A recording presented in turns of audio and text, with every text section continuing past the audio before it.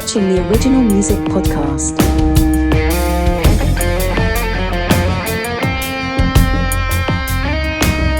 With your host, Raymond Hams.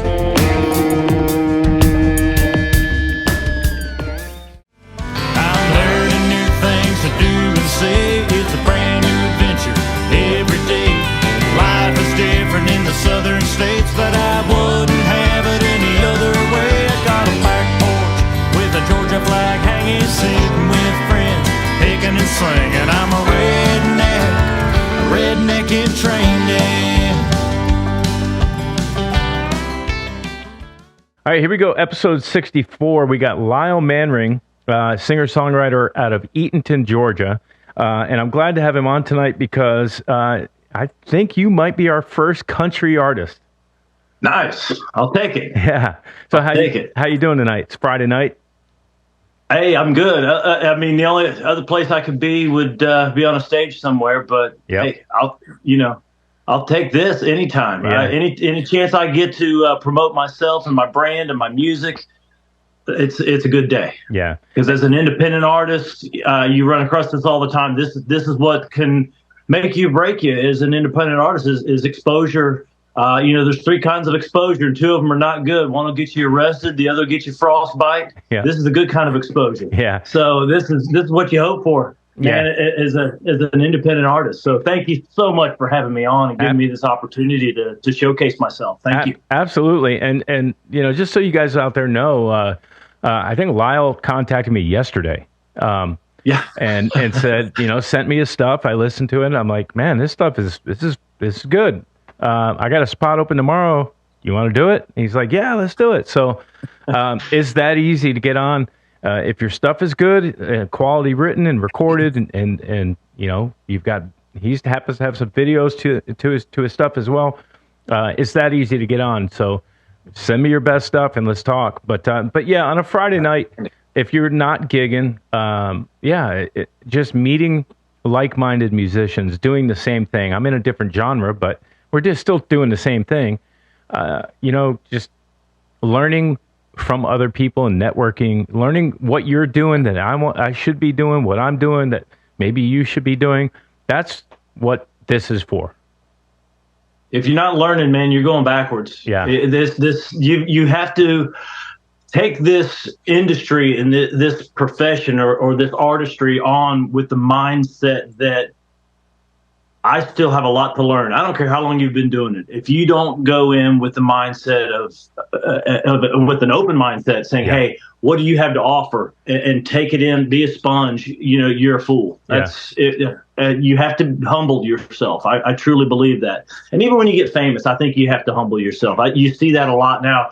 People get famous and you can see that sophomore, that junior album that the professionals start putting out. Things change and their attitudes change, and they let the industry or the fame get to their head or whatever it is. I don't know if it's people pulling strings or whatever it is, but you can see that change. And I think there's certain artists you can see that humility is still there, even when they're multi-platinum artists. You can still see the humility, and that I think that's important, especially when you're starting out. Somebody like me that's just figuring it out. I'm like a duck in a pond. My feet are just paddling like crazy underneath, and so that is every chance I get to meet a new artist. And I don't care if it's in the same genre, if it's rock or rap or it doesn't matter. I can learn something from someone that I come in contact with in the music industry, and I don't care if they're better than me or not as talented as me. You can still learn things. You can still that's a neat way to say something, or that's good advice. Maybe they're not the greatest vocalists, but they can play the hell out of a guitar, right? Or vice versa. Everybody has something, right? Everybody has something to offer, and even if it's a negative, because you can learn from somebody else's mistakes. Yeah, absolutely. Yeah. I'm actually an ice hockey instructor, and like if I'm doing a group lesson with a few kids, I'm constantly telling them, quit goofing off in the corner. Watch what the other guys are doing correctly and what they're doing incorrectly that I'm correcting them on, and learn from it even while you're not doing the drill. Learn by association. Yeah. Yes, absolutely. I started in martial arts when I was 13 years old, so I've been doing it for a while, and got in do a lot of instruction work as well over the years. Right. And same thing. It's just like, hey guys, watch. Right. When I'm sparring this other student, or you're watching these other students spar, right. Watch what they're doing. Watch what they're doing wrong. Watch what they're doing right. Just see how they move. See how they react to a punch or a kick, and how you would react in that same situation. And use this as a learning situation, not just as the time to sit there and pick your nose or poke your buddy. That's not what we're here for. Yeah. But you can always be learning. Yeah, the attention span though. Ooh, these days. It's brutal. It it's bad enough with adults. You get into kids, it's even worse. Yeah. I mean, it really is. But you think about it, I guess anybody born after 95, 97, they've had nothing but internet at their fingertips, and now TikTok and everything else is just it's very hard to hold attention even when you're actually in front of them. Absolutely, yeah, because they're inundated with it. Yeah, it's a level of engagement that growing up we didn't have. I mean, that kind of engagement you had to create. I mean, especially you had to find a friend or a couple of friends, or you had to have a really good imagination. If you're an only child like I was, you're creating stuff, and you had to be engaging with yourself, and that constant influx of just crap, it wasn't there. You had to create it. Right.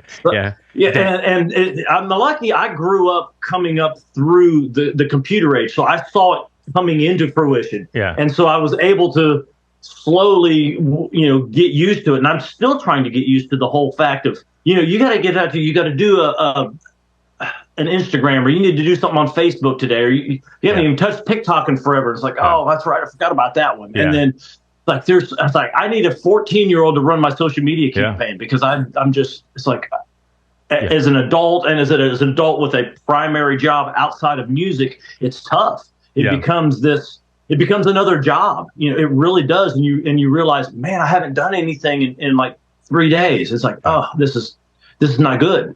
Yeah. Well, there's algorithms. People start talking about algorithms. I'm like, what? Wait, I didn't do well in math. No, don't make me do math. Well, it's not that kind of algorithm. Yeah, I liken the algorithm thing to a wave. If you've ever been surfing, you'll have a set of waves that come in, and you might look at the first wave and not catch it, go for the second one and surf it in. But the point is like, posting on social media is like, you got to catch that wave. And whether it's a post like I did today with the new show intro, or just a quick behind the scenes, a little 1 minute thing, or boom, another hour and a half podcast. There's something has to go out kind of every week, and like you said, then you got to think about, okay, it's on Facebook, it's on Instagram, it's on YouTube. And I'm considering putting the stuff on X, and I won't go to TikTok because I just don't think long form will work on TikTok. I don't think that's kind of what it's for. Plus, I don't like their terms and conditions personally. Yeah. We own you. Sign here. Yeah. Not only we own you, but we own your keystrokes on whatever computer you're using to, crazy. Yeah, no thanks on that one. So that's a tough pill to swallow. Yeah. And that's the sad thing. As a matter of fact, I was talking. There's a new update on the iPhone now, and it has some little tracking thing on it. My wife made me aware of that. Yeah. And so I went and shut it off. It basically says anybody that knows who you are within a certain range can see what you're up to. It's like, whoa, wait, what? Yeah. But the phone can still track you. If you have Theory on there, it's still looking at it's, and it's getting to the point where there's only so much of that we're going to be able to shut off. Yeah. And, if you want access to the world, sorry, they're going to be up your nose with a camera. That's all there is to it. It's the reality we're living in. Orwell's 1984 is coming to fruition. It really is. It has come to fruition. It's already here. Yes. Yeah. And we've talked actually on the podcast with several artists about this. And, you know, I just wanted to write some songs and play some guitar and play some guitar solos and do some shows and get the show right. And now, you know, you become a marketing company as well, which brings me to, we were talking off air about your song Redneck In Training, which we're going to play the video for here shortly. Nice. Thanks. Yeah, Redneck In Training is such a good concept and phrase that I hope that you have that trademarked, and I hope that you make crazy redneck type of merch, because you know, let's face it, merch is got one on right now. Yeah, Redneck In Training on the front. If you look at the back, it says certified. There you go. Yeah, the can's empty. I like that. Yeah, the can's off. So that's one that, because I went to school for fine arts and design, so I do all my own marketing stuff. I do my own designs for my shirts, and if you go to redneckintraining.com, you can see all the merch that I have. I try to get some stuff out when I play. Yeah. But yeah, it's a protected brand now. It's a trademark brand. Nice. So if there's anybody that comes across this that's looking to invest in somebody who has the logistics to help get this thing off the ground, I think there's some money in it. I really believe in this. In the brand as as a brand itself. I mean, you can get into so many different things with it. You know, just little kids' fishing poles or rifle bags, and I mean, it's just on and on and on. Hey, and I mean, I have silly stuff like that. I'm excited about it. Yeah, are you old enough to remember the pocket fisherman? Yes. Yeah, like the Ronco pocket fisherman. A product like that, or the perfect one is teaming up with the Billy Bob Teeth people. Right. Yeah. Absolutely. I mean, there's so many avenues to pursue. Yeah.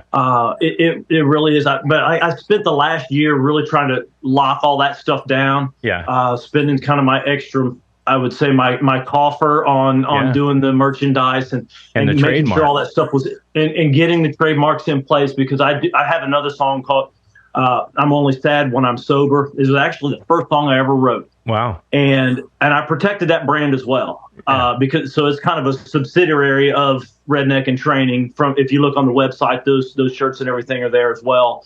And there's one or two other taglines from songs that I've written that I thought were catchy, and throw them on a shirt. Some other random things that are on there, but I had to have that site in place to get the trademark. Right. You had to show where you were putting merchandise out for purchase and so forth when they did the trademark searches. So that's what's kind of sparked that. And then now it's like, okay, everything's in place. Now I got to start trying to look for partners and investors and find a way to take this to the public and get it to that next level. Yeah. Because I know there's something there. Well, can you talk a little bit more? All right, now we're talking. You're the first in 64 episodes to talk about trademarking names and these types of things.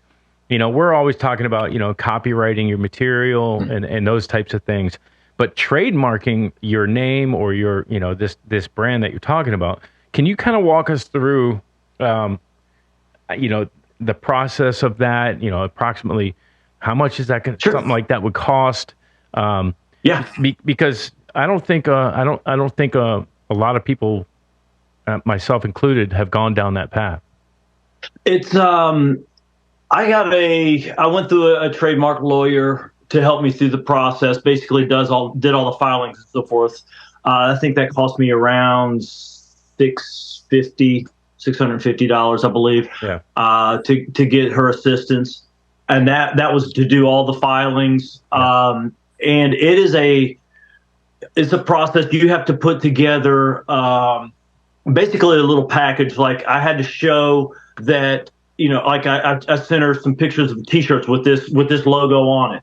And it couldn't, and there were certain stipulations. You had to show it as a brand, not as a picture, because I trademarked the specific words, not the style they were written in. There's more than one way to do it. Like, for example, Nike. Yeah. If you look at Nike, they have a multitude of trademarks. One is, it says Nike with a little, just with the word Nike. Yeah, the font. That's a registered trademark. If you look, it's got the R. Yeah. If you look, there's one that says Nike with a little swoosh underneath.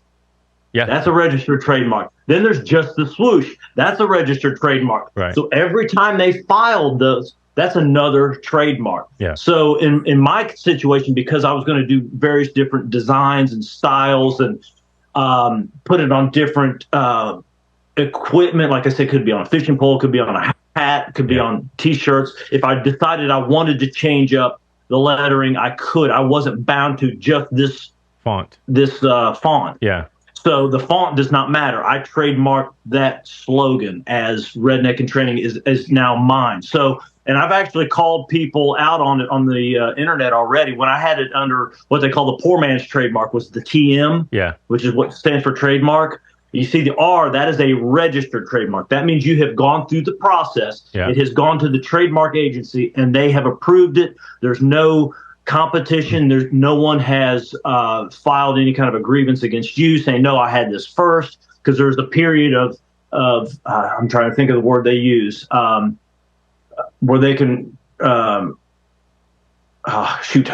it's escaping me what they call that, but they in other words, they send it out there for a couple of months. A due diligence type of period, right? Yeah. In other words, somebody goes, hey, I came up with that 10 years ago, and here, this is what I did. This guy's ripping me off. It gives somebody a chance to come out and refute what you're saying is your trademark or is your idea. Right. So it took me right at a year to go through that process. Wow. And that's standard. It's standard. It's about a year process. So it's not something you're going to, but what you do is you set the TM. So I put all my Redneck in Training, like this one still has the TM on it. Yeah.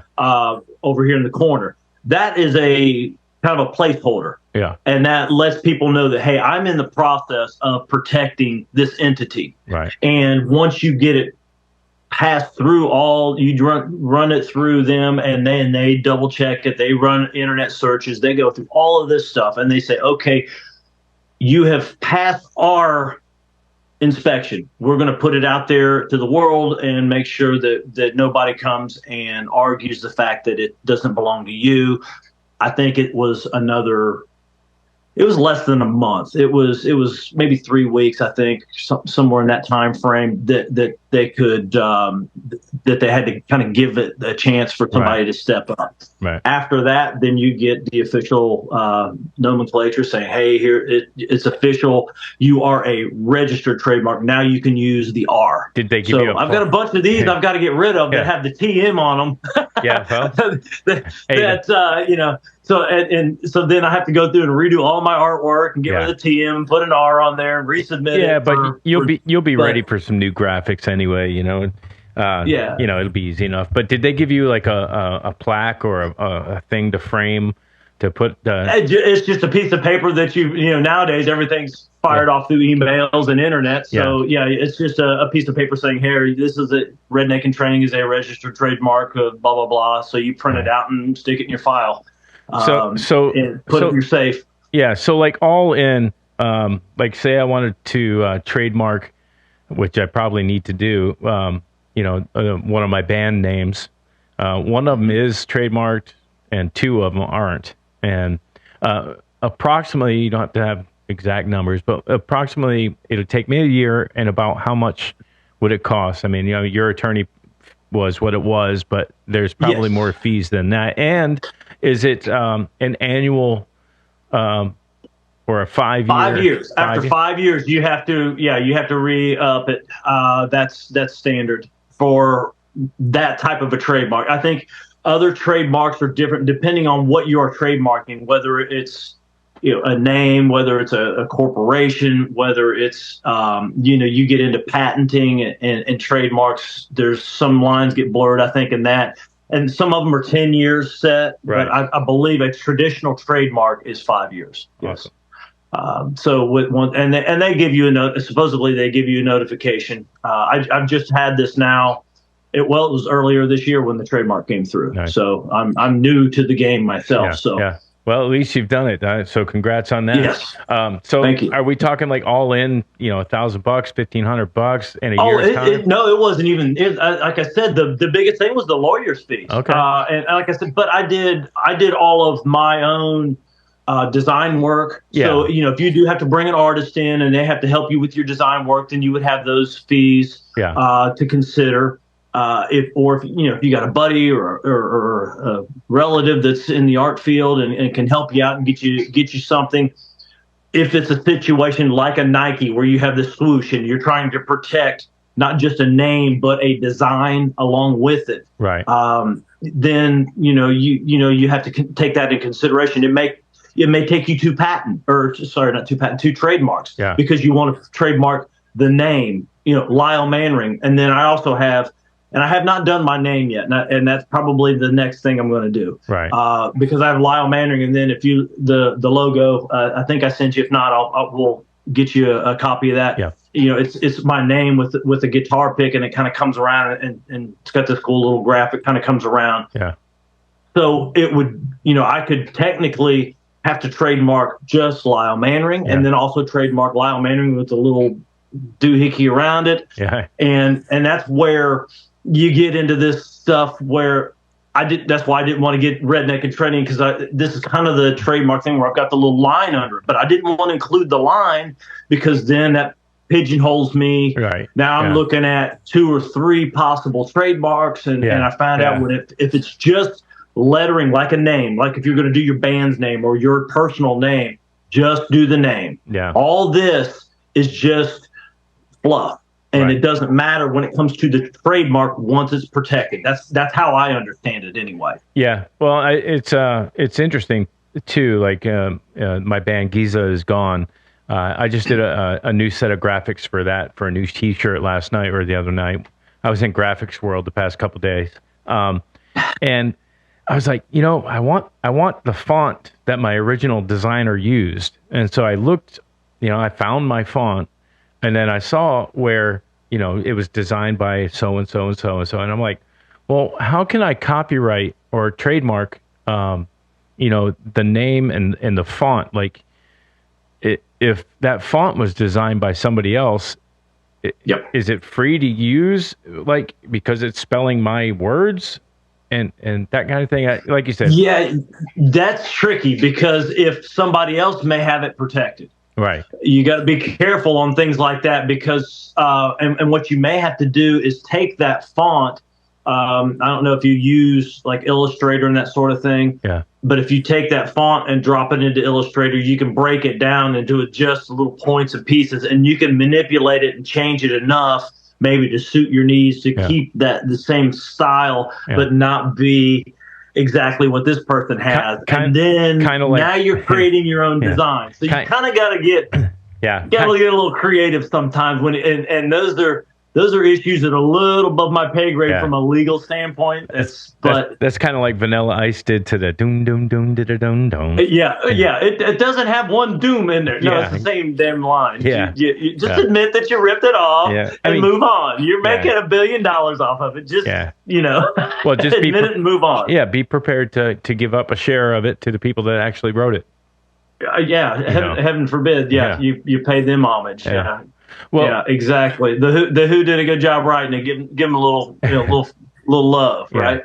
Yeah. Even though what was that, Queen? They were probably doing fine at the time, but that was the Who. The Who wrote. Yeah, that was from the Who. Doom doom doom doom doom doom. No, it was Under Pressure. Was it? Under Pressure? Yeah. Yeah. I think it was a Queen track, but nonetheless, as they say, good artists borrow, great artists steal. Yeah, exactly. Well, hey, I hate to say it, but I would love to get to the point where somebody tries to steal my music. That means I've done something right. Yeah, exactly. Yeah. Now I got to protect it. So. Yeah. So fight for it. how did you get started in songwriting? Was it just learning an acoustic guitar and saying, oh wow, I have I have an idea with a story to put behind this thing. How did that start? Yeah, I started playing. My father played and sang when he was in high school, and growing up, he always had a guitar, and it was cool. He used to have the old school reel to reels in the living room, and then cassette recordings, and he would play at parties and so forth. So I had that around me a lot. And as I got older, I just, I wanted to start joining in. I realized I had a decent voice, and I was like, I want to be able to play and enjoy time with my father and give me another way to connect, other than just going to play golf or hanging out and doing whatever. And gave me, that interest was there to learn when I was younger, but I didn't have the patience for it. Right. But as I got older, my patience was there to the point where I could pick up a guitar. So he gave me an old Hofner guitar that he got in Germany when he was in the Army. Wow. And I started learning on that old classical string Hofner from like 1964. Yeah. It's like, why didn't you buy a Martin? Yeah. It's like, they didn't have them in Germany. Instead of be worth them $200, it'd be worth about $20,000. Yeah. It's like, oh well, no Martins in Germany. Yeah. Yeah, because he was in Germany. But you know what? It's a cool little guitar, and I've used it on one of my tracks. I had the guitar player throw it on the track. I said, look, I want this guitar used somewhere because it has the sound I want. I hear it in here. Yeah. And he just loved it. He thought it was just so cool. Yeah. Because of the age of it. And he grabbed it, stuck his nose in the port, was like, took a big sniff. It's like, oh, I love the smell of an old guitar. Yeah. Yeah, that's the kind of guy I want playing this. Yeah. And he appreciates what this guitar, even if it's not worth that much, he appreciates what it does and what it is, Well, it's so funny. I learned on that. I cut my teeth on that. And then, I went to school for fine arts in Miami of Ohio. And, I'm originally from Ohio. I moved down here in 99. Okay. And down here in Georgia, for those who don't know where we are. Yeah. And so my natural progression was to create, that was ingrained in me. And I had an idea for a song, and I was making a trip from down Georgia, heading back to Ohio for probably one of the holidays. You bounce back and forth when you first make a move. Yeah. You do a lot of that. And I had an idea for a song called I'm Only Sad When I'm Sober. Yeah. I had the first line out, I'm only sad when I'm sober. I'm only sober now and then. And by the time I got to Ohio, I had probably 95% of that song written, jotting stuff down as I'm driving down the road. And because at the time I didn't have the voice recorder stuff on my phone. Yeah. Oh, yeah. Or if I did, I may have had a little an earlier version of it. But that was kind of the first song. And I'm lucky that I had something that cool and that striking come to me. Hooky. Right out of the gate. Yeah, that's hooky. Usually, that's just as a rookie song, man. That was a really good tune. Sure. Really good hook line. The merchandise, and I've trademarked that as well. Yeah. That one's in the process. I haven't gotten the trademark back on it, but it's in the trademark process. I should be getting that any month now. So it was, but I was lucky. I got a really good taste right out of the box, and I was like, man, this is fun. I enjoy this. And so then it just kind of kept going. It kind of kept my ear out. Started paying attention more to not only what other people were saying, but what I was saying and how I said it. And I still do this today. These modern phones are amazing because you have a voice recorder, you have the notes right there, and you get a bright idea. And sometimes, as alcohol can be involved when we say dumb things and when we say brilliant things. Yeah. There's so many people. Hemingway is a good example. What he pulled off when he was hammered. So right. And so you get these moments of inspiration, and you have that opportunity to take hold of it and get it down, and then come back to it and go, oh yeah, that was not as brilliant as I thought when I was 3 whiskeys in. How many of those have you had? Man, this is the greatest thing ever. And then go it's back. amazing, man. A bunch of those. Absolutely. Yeah. And sometimes you don't realize it until you start writing the song and you go, just isn't working. And maybe it'll become a lyric in another song. And that's kind of what I had. Yeah. I had that kind of initial, just this rush of lyrics and ideas that kind of came out, and I was trying to cram everything into one song. I was like, oh, this is going to be, no, you can't do that. Sure. You cannot take every good idea and put it in one song. It's just it just doesn't work. Yeah. And I found that I was like, oh, that's a great line, but it doesn't fit here. Let me put it over here. Yeah. Well, now I got another song. I can build around that one line or two lines. Yeah. And now, and so it kind of started to snowball on me early on. Yeah. And which was cool. And so I would put that aside and then come back to it. And I'm not a machine writer, so I don't crank these things out 1 song a day, 2 songs a day, 1 a week. I write when I feel inspired. Mm-hmm. I write when I want, if something really strikes me, I'll spend more time with it, and I don't force anything. I'll sit down. I may write for an hour. I may write for 3 hours. I may write for 10 minutes and go, nope, I'm stuck in the mud. I'm not going to force it. Yeah. I can't do that Willie Nelson stuff where you sit down and write a song in a half an hour. You hear these people that do that. And I'm like, how is that? But sometimes my brain won't let that happen. I'm just too. Sometimes sometimes you'll get lightning in a bottle, and like at least the framework to the music side or the vocal side of a song will happen in 20 minutes, and you're like, wow, okay, record that rough idea, and then let's come back and hone it. Those types of things happen. Yeah. Yeah, I do the whole, because I learned to play guitar late in life. I'm what you call it, a basic rhythm guitarist. I know my lane and I stay in it. Right. I know where I can shine. I know where I need to stay out the damn way. Right. And I understand that. Even as the front man, I know what my place is in the band. Right. And I have no problem saying, this guy's better than me. Let him play that instrument. Right. Let this guy shine. That's why I keep I got a buddy of mine, Brian Doty. He plays mandolin with me. And I was telling you off screen, he's like a Swiss Army knife. You throw anything with a string at him, he'll play it. Right. And he's, we go to 3 or 4 piece, he'll play guitar or bass, but when it's just he and I, he does the mandolin. Yeah. And sometimes he'll jump to bass. We've kind of started working our sets around now. It's like, okay, this song definitely sounds, it's you get into some Waylon Jennings stuff or some Hank Jr., you need a good hard bass line behind it. So he'll pop the bass out that. Well, if we do some Kenny Chesney kind of feeling stuff or some of the stuff that I've written that has that kind of a feel, then the mandolin works. Yeah. Some of the softer ballads. So, we've been messing around with that, kind of mixing up our sets a little bit, doing that. But I'm fortunate to have someone with that mentality and that much of an understanding of music, because he'll call me out in a minute. That's wrong, or this should be done this way, or he's not afraid to call me out, and I've learned so much from him. Right. Because of that, it's made me a much better, and from a rhythm standpoint, just as rhythm guitarist, being able to stay in time and have that metronome when you're trying to keep a beat. There's nothing worse. That's easy to do when you're by yourself, but you start adding a second person, a third person, a fourth person. Yeah. That everybody's got to be tight up if you're not on the money in that pocket, man. Yeah. And I've learned so much from building off of him. Yeah, he's a seasoned guy, and he's helping you. He's training you like you did in the martial arts.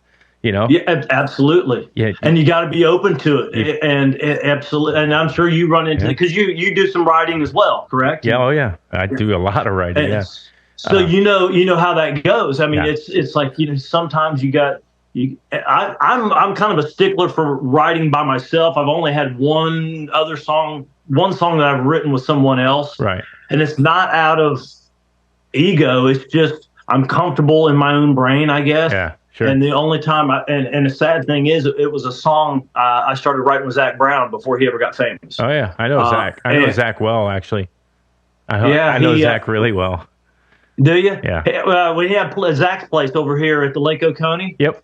His dad Jim ran that, and Zach was obviously the main entertainment there, and he also did a lot of he was part of the forming the menu there. He's a hell of a cook, and as you probably know, and he was kind of running the restaurant, and we would go on, because we just lived just down the street. We would go see him on Tuesday nights. He did an acoustic show. Him and his usually it was Mike Gerard, and matter of fact, I played with Mike, and you may know Mike as well. I don't know. No, I may in passing, yeah.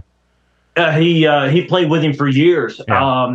And then was this the dreadlock era Zach, you remember that? I mean, not dreadlock, but the braids. No. Did you ever see? No, Zach? he was in when I first met him a couple of years prior to that. When he actually didn't have a beard. Oh yeah, no, yeah. Yeah, he was clean shaven. Oh yeah. And then I met him. I saw his dad. He's like, "Yeah, come down." And I saw him. I was like, "God, I know that guy," because then he had the full beard, and he was at that time he was wearing a trucker hat, I think, before he switched to the beanie. Yeah, the beanies, the trucker hat. Yeah. And I was like, God, that guy looks familiar. And it took me about a half an hour, and I finally was like, he's got a beard on. That's who it is. Yeah. And then the light bulb came. I was like, oh. And then I went up and introduced myself, and hey, how you doing? And one of those things, because it'd been maybe a year and a half since I'd seen him, because my dad and his dad kind of ran in the same circles. Sure. Yeah. And we were, after one of his gigs on I think it was a Saturday night, we sat on the back porch there at Zach's place and started writing and wrote a little tune together. And I still have not taken that one to the studio. I've tried to reach out to him because I'd love to get his blessing on it. Right. Even though he probably doesn't care at this point. He probably doesn't even remember. Probably doesn't. Yeah. No. But to me, it was really cool because we started it. We got the chorus done that night, and then dude. Go for came it. up. He had to deal with the kitchen, and he was all over the place. Just like Vanilla Ice, if you end up something happens with it, and you have to shovel a little money to just Zach, who cares? Well, and not to sound like I'm I don't care if it sounds like it. It's Zach Brown. I co-wrote it with. Right. People kind of know who he is. Yeah. You think. People don't know this guy. This guy means nothing in the grand scheme of things. People know, he's got a couple of Grammys sitting on his shelf, more than one. Yeah, more than one. And a bunch of number ones. And so it's like, hey, Yeah, I say can just you put your stamp of approval on this? And listen, I'd love to record it because I went and finished the song kind of without him. Go for it, record it, and we'll get permission later. Do you want to? Let's listen to the "I'm Only Sad When I'm Sober" track. Sure, absolutely. Where did you record this? I mean, all these tracks sound like they were done in a studio and done really well. So the first three I recorded, "Too Busy Livin'," "Redneck In Training," and "I'm Only Sad When I'm Sober." I recorded all three of those in Nashville, either Blackbird or Starstruck, which is Reva's old studio, and then Martina McBride's old studio. Yeah, Blackbird, with some massive players in the guitar realm. You know Brent Mason. Oh yeah, he's on those three tracks. Wow. Nice. Yeah, Larry Paxton's on bass.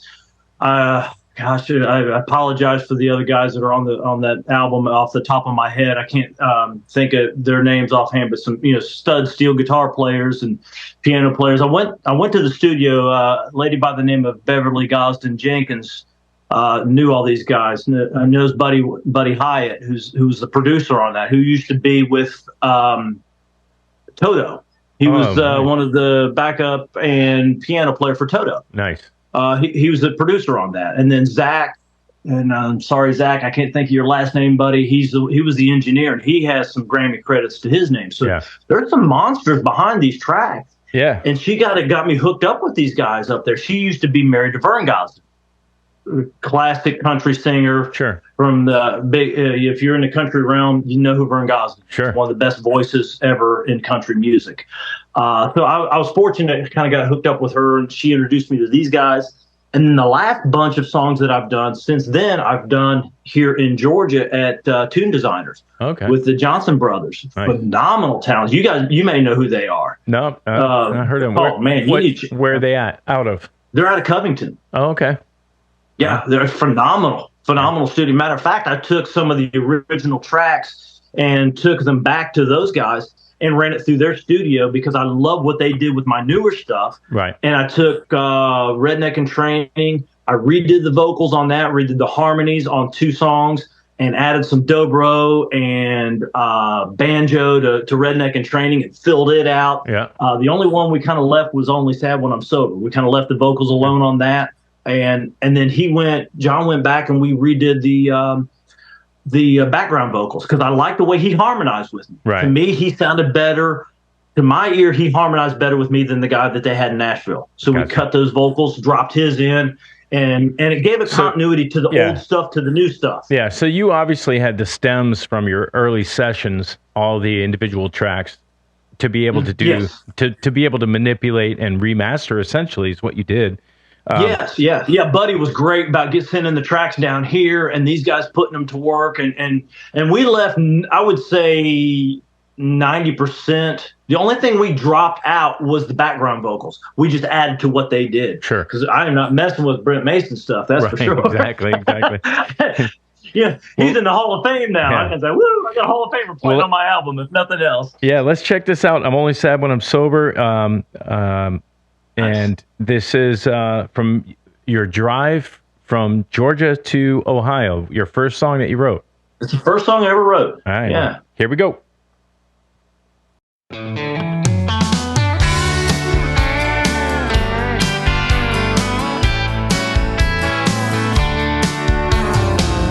See, your sign says you're open. It's only 10:30. Didn't come here for the lecture. I'm here to tie one on again. Yeah, but now you ought to know me and why I'm stopping by. When she left, I started drinking. It's the reason that I smile. I'm only sad when I'm sober. I'm only sober now and then. Whiskey helps me get over the sorrow I'm drowning in. Don't wanna cry on your shoulder. Don't wanna feel bad again. I'm only sad when I'm sober. I'm only sober now and then.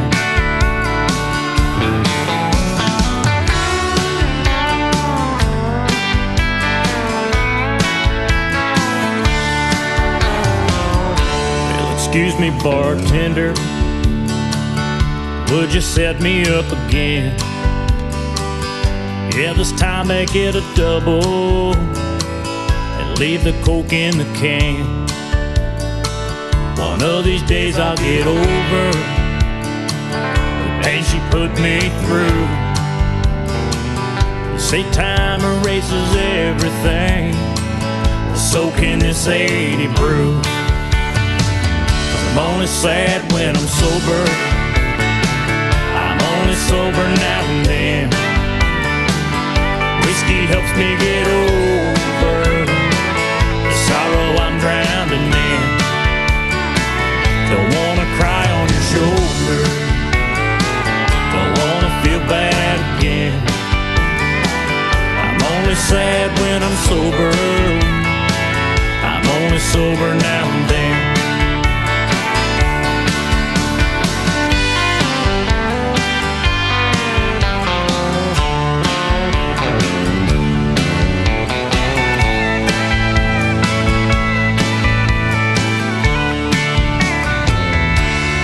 Hey there, bartender, would you call me a ride?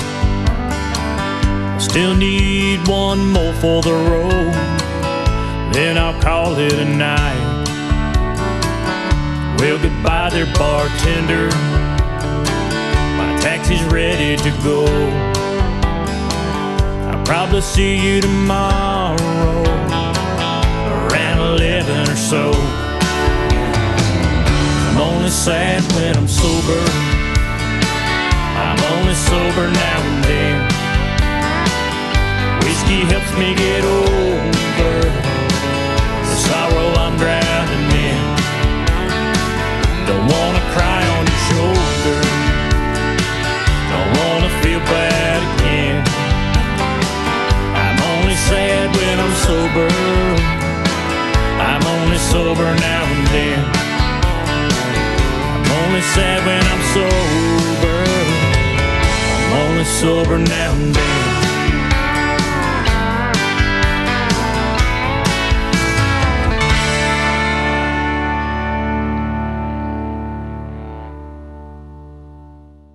dude. That is brilliantly done. If that's the first song out of the gate, I can see why you were excited to keep the dream going. I'm telling you, I got lucky. I don't know if it was lucky or divine intervention. I don't know what it was, but yeah, that one came out too easy. I was like, well, the hell, this songwriting thing, there's nothing to it. It's easy. Yeah. Why these people complain about how hard it is? Well, then, yeah. Well, I've had some stumbling blocks. Well, and also let's be real. So, the idea, jotting down the lines, and you're driving all the way to Ohio, and you're jotting down some more lines. Man, I got something here. From that point A to ending up in Nashville with these killers recording it. That's a lot of work. It's a lot of time. It's a lot of organizing, and it's a blessing to have had the opportunity to hire those people. Oh, no kidding. It was a good friend of mine, and he was part of the inspiration behind Redneck In Training, the song. Yeah. That whole song is based on real life experiences. That is not made up stuff. It's either mine or situations where we're at parties and so forth.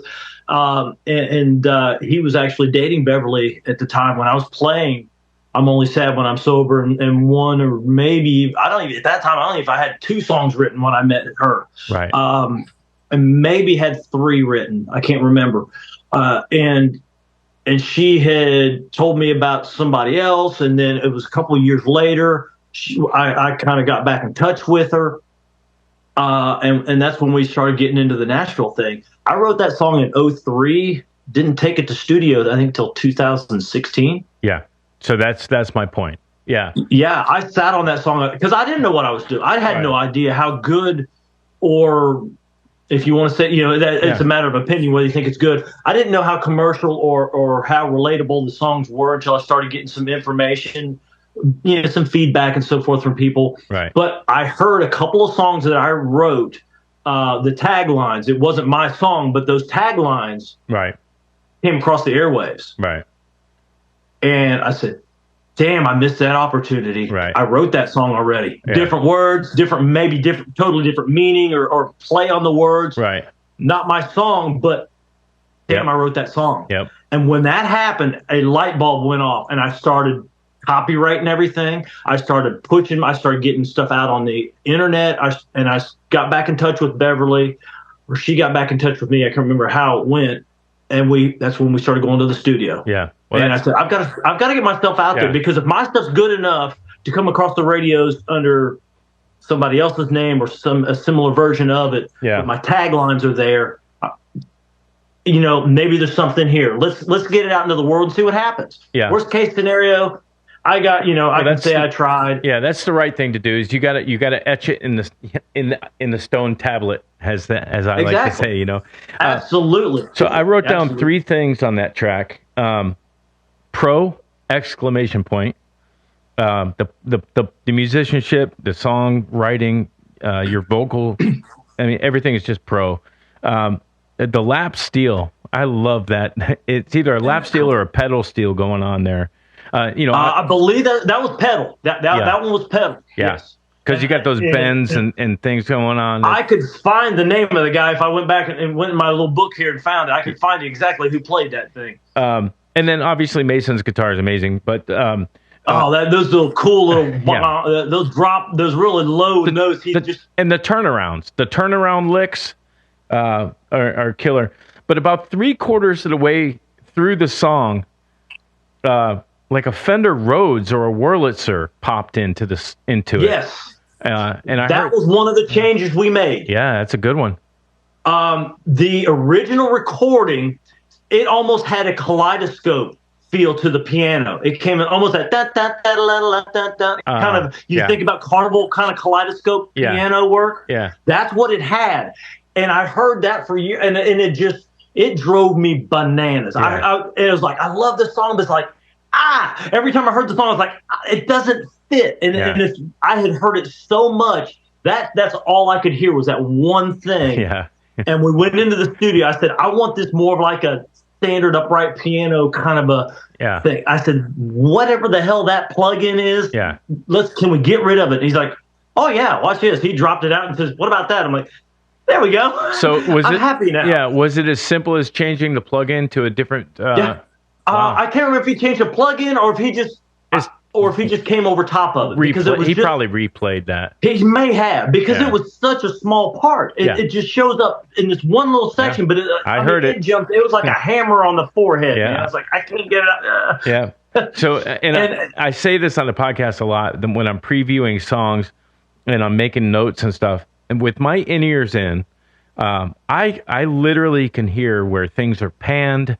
It's such a clear environment for me to hear every nuance of a track. So something like that comes in, I was like, oh, okay. Man, I'm glad you said that. Makes me feel great. Yeah, awesome. That makes me think my ear's not so screwed up. No, you were right. If I heard some carnival type piano in there, I'd be like, yeah, now. I would see. Now I want to send you the original so you can hear it, and you'd be like, would you? Yeah, if I could, not right now. Find it somewhere. But when we get off the air, I would love to compare that because. See if you hear the same thing I hear, and I guarantee you'll be like, oh yeah, it doesn't fit. It just didn't sound right. There's a time and place for it, but that wasn't it. Yeah, for another song. And it's a great part for another song. Exactly. Yeah. Exactly. That's so cool that you pulled that out because I'd forgotten that we changed that until you mentioned that. Yeah, and then the other thing I noticed too was the bass guitar was just nice and rich, really rich. It matched the kick drum. I could hear the side stick on the snare so clearly. I don't know if he did those drums in Nashville. If those are the Nashville drums, I mean they know how to do it, man, because it sounded really good. They were running sessions, so it was a little bit of an assembly line kind of thing. Hey, here, let's get in, let's do your song. Yeah, we're doing it in it's 1-4-5 and D and blah blah blah, and the numbers system. Yeah. Do you have? All right, you know what you want to do, and okay, and then blah blah blah. Let's go, and then those guys have it down to a science. Yeah, and literally the Nashville number system. The Nashville number system is a science. It is a science. Yeah. It is, and I've started to learn a little bit about it, which kind of makes me have a little more clout with a band when I really don't know what I'm talking about. But I go, it's a 1-5-7. Kick it off and let's start off an E and 1-5, whatever it ends up being, and off we go. And it's like, it's kind of cool that I have that a little bit of that understanding because I've been to the studio now and picked up a little bit, and I've started to look at it and understand it a little bit myself, just so if somebody says something, I can go, oh yeah, I know what they're saying. It makes my head hurt. It makes my head. I'm just like, guys, this song's in the key of A. Let's go. Yeah, exactly. It's tough, but then they get into when it's like, okay, I understand the 1-5-7, but where's the minors come in? What number is that? Is it a quarter or then they've got diamonds and they've got all these other things that they utilize and it looks like a hieroglyphics, a math problem. It looks like hieroglyphics when I see like one of those guys actually doing it. It's like, dude, are you from Egypt? Are you from Geek? Check it out. Hang on. Watch it right behind me here. I think I have one of the originals. A chart? Here. You got one of the charts? Yeah. Let's see. Yeah. That's awesome that you keep all this stuff, man, because Oh, absolutely. I mean, it's too cool. Yeah. Yeah. This is the first song I took. It's called Too Busy Livin. I don't know. Is it coming across the screen? Oh yeah, I got you. Full screen, baby. 1144 5511 1144 5511. Yeah. And then the chorus. Yeah. Oh, you got a 2 in there. You got a 2 in there. Yeah. Yeah. And what I would do, I would go in there and say, look, here's the main structure. Yeah. You guys get to the turnarounds and the leads. You're the professional. Have at it. I gave it to them. I said, here's the little baby bird. You nurture it and make it into a swan, you know. And that's what they did. And I still do that today. When I go into the studios, like I said, I know my limitations and I know what lane I need to be in. Yeah. And I have stuff rattling around in my brain that I have to get out. And I say, this is what I want here, or this is the sound I'm looking for. But I lean on these guys to say, you know what you're doing. Right. You know what's going to sound good. You don't try to tell Brent Mason what lead he should play. Yeah. Just do what you do. I mean, it was good enough for Alan Jackson. It's good enough for me. That's kind of how I look at it. Well, and those guys also. Let's talk about this. The genre of country, I would say, is more of a traditional, old school style of country. What would you classify your sound? Definitely more on the classic range. I do have an appreciation for some of the, like I have a song called "Alone in Paradise," and it's more of a Kenny Chesney kind of a feel. Gotcha. But there's still the old school feel to it. Right. That one there is kind of an old school honky tonk feel to it. The first song I did that I showed you the chart on called "Too Busy Livin'." I mean, that has some. We went back and laid some dobro in on top of that, and it has that almost a Stapleton kind of a feel. If you listen to it, I could hear Stapleton doing that song. Yeah, that guy's. How about that guy's voice and songwriting? Oh my gosh, he's a freak of nature. What he's a monster. That's for sure. He's one of those that's kind of. I have mixed emotions about the way the direction that country music's going. A lot of people are hardlined, and it's not traditional country. It's no good. It's this. It's that. I don't like it as much as I like what I grew up on. I liked Haggard and Jones and Right. Willie Nelson and Roger Miller and some of and Alan Jackson, and even up into the earlier 2000s, the early Kenny Chesney stuff, and some of his laters. Some of these guys, sophomore and junior albums, kind of get a little more industry driven. Yeah, they're a little more personable and who they are in their initial albums. I find Luke Bryan's another one. Yeah, his first album I think is his best work, but that's my opinion. But I can't argue with success. I can't argue with somebody finding a niche and saying, hey, this is what people want to hear, or this is what the industry is driving, and this is what people are buying. Because in the end, it's capitalism. Yeah. You're trying to make money off of this investment, and that investment being that individual, that artist. You're pumping all this money into the merchandise and the marketing and promotions and so forth. So you're trying to get a return, and that's how they found a formula that works. So I can't knock them for that. Right. But that's not my stuff. Yeah. The click tracks and the snap track stuff that's going on today, to me, it's too homogenized. All these genres are starting to sound the same, whether it's rock, country, hip hop, rap. When I was growing up, if I wanted to hear rock, I would turn on Cinderella or AC/DC or Metallica if I wanted heavy metal, and or Ozzy Osbourne if I wanted heavy metal, or if I wanted hip hop, you got DJ Jazzy Jeff and the Fresh Prince, you got Run DMC, you got all these guys in hip hop and rap realm, and then country, I want Haggard.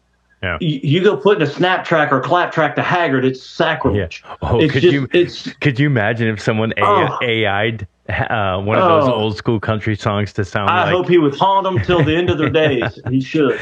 Yeah. But George Jones, the possum. Put some modernize that. Oh. And it's funny because what was considered fringe country and country rock in the 70s, like with Hank Jr. when he came out, and David Allan Coe and some of and Waylon's later stuff too, was considered fringe country, and that was the outlaw country. Right. It wasn't really country; it was too rock. Yeah. Well, they found distortion. Are we going to pedals. be looking in another 20 years and saying the same thing about Luke Bryan and Jason Aldean and what's the other guy? There's so many of these guys that are out there now. I can't keep up with. They're just cycling through so fast. You can't even. By the time you start to enjoy it, now you've got like Post Malone doing a country song. You got Jelly Roll, Beyonce. Beyonce's country song. I have not heard it. Have you? Is it? I haven't either. Okay, I have not. I saw it and I was like, do you know what it's called? I can't. I'm sorry. I can't. No? It's like I do not. I do not. We're gonna. And here it is. Because I know what it's going to be. It's going to be Texas Hold'em. Or all right, we're gonna find it. Texas Hold'em, Beyonce. Let's get a copyright strike. They always have to. They always have to show her scantily clad. But you know, it wasn't terrible, right? Yeah, they got to. No, no. I mean, the some of the woo there at the end, it was a little much, but that's personal preference. I think, you know, but that kind of goes back to the natural genre. I mean, I get it. They have to keep what made her famous in there to appeal to her original audience. Yeah. I get that. Yeah. And I can't fault her for doing something like that, but it's better than what I was expecting. I will say that. Absolutely. Yeah, me too. I mean, it's not awful. I mean, it's really awful. Not. It's not my thing, but I can appreciate it for what it is, which is, you know, it's well done. Like you said, that, you know, there's parts of it's well done. It's well sung. Yeah. And I can appreciate good music for just that, for good music. I don't care what the genre is. Exactly. I just personally like a little more division in my genres. Yeah. You know, if I want to drink a beer and be sad, damn it, I want a country song. Yeah, exactly. You know? I'm not going to grab a Beyonce if I you know, or you have to use her name because we just played her. But you know what I'm saying?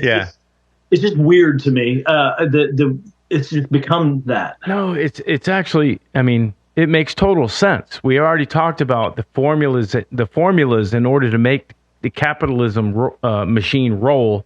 Because obviously, we haven't talked about this, but obviously, you know, if she gets if she makes 1 million views on Spotify streams, she'll make $3,300. Yeah. You know, you need 1 billion views to make you know, old school record money. And, it's insane. Yeah. You can't make money as a writer anymore because of the digital age. It really has killed the independent writer. Right. Unless you get somebody, you know, that does some serious album and tours, or that's why I'm hoping the merchandise into my song. That's the only way. Merchandise. Yeah, that's where I'm hoping that you know, hey, if you know. Just, you know, for example, Blake Shelton was to grab a hold of a song. Well, that's great, but I'm keeping the merchandise rights to Redneck In Training if he wants to cover, you know, or I'm going to have a deal negotiated. Yeah, you want the rights to the song? I'll sell the rights to the song, but I got to keep the trademarking rights. I get the barbecue sauce money. Yeah. I get the barbecue sauce money. That's right, exactly. I don't have to be Donald Trump rich. I just, you know. I just want to make sure, you know, I'm compensated for my artistic idea. Yeah. And I'm not saying, you know, I don't care how many other people are richer than me off of my idea. I don't care. Right. If I can get my words out there, that's what's important as an artist. So many people get hung up on Taylor Swift just did this. Oh, well, so they bought her rights. Yeah. Well, you sold her your rights. Yeah. So you can't be mad at them if they do whatever. You sold your rights. Well, yeah, you're a billionaire. Yeah. I'm sorry. I don't feel bad for you. Yeah. And at the same time, you may not own your entity and be able to change something if you want, but you were well compensated for what you did. Yeah. And people still know you wrote it. It's not like you're erased from the annals of history because of whoever bought your music. Yeah. That guy just owns the rights. You are absolutely. You still wrote the song. You still sing the song. It's your creation. So you are absolutely right. I did not know this. Taylor Swift net worth in 2023 of October is $1.1 billion. Yeah, she's a billionaire. And I'm not sure if that's how it went down. It was something in her. I may be oversimplifying. Well, it was something in her contract where, at a end of a certain period of time, she had either the ability to buy it back, buy all of her material back, or something like that. And Scooter Braun ended up buying it, and you sold it to George Soros or some kind of crazy stuff. Backdoor deal or something. But how about this? Taylor Swift did what I call kind of a Prince moment. Where she said, all right, fine.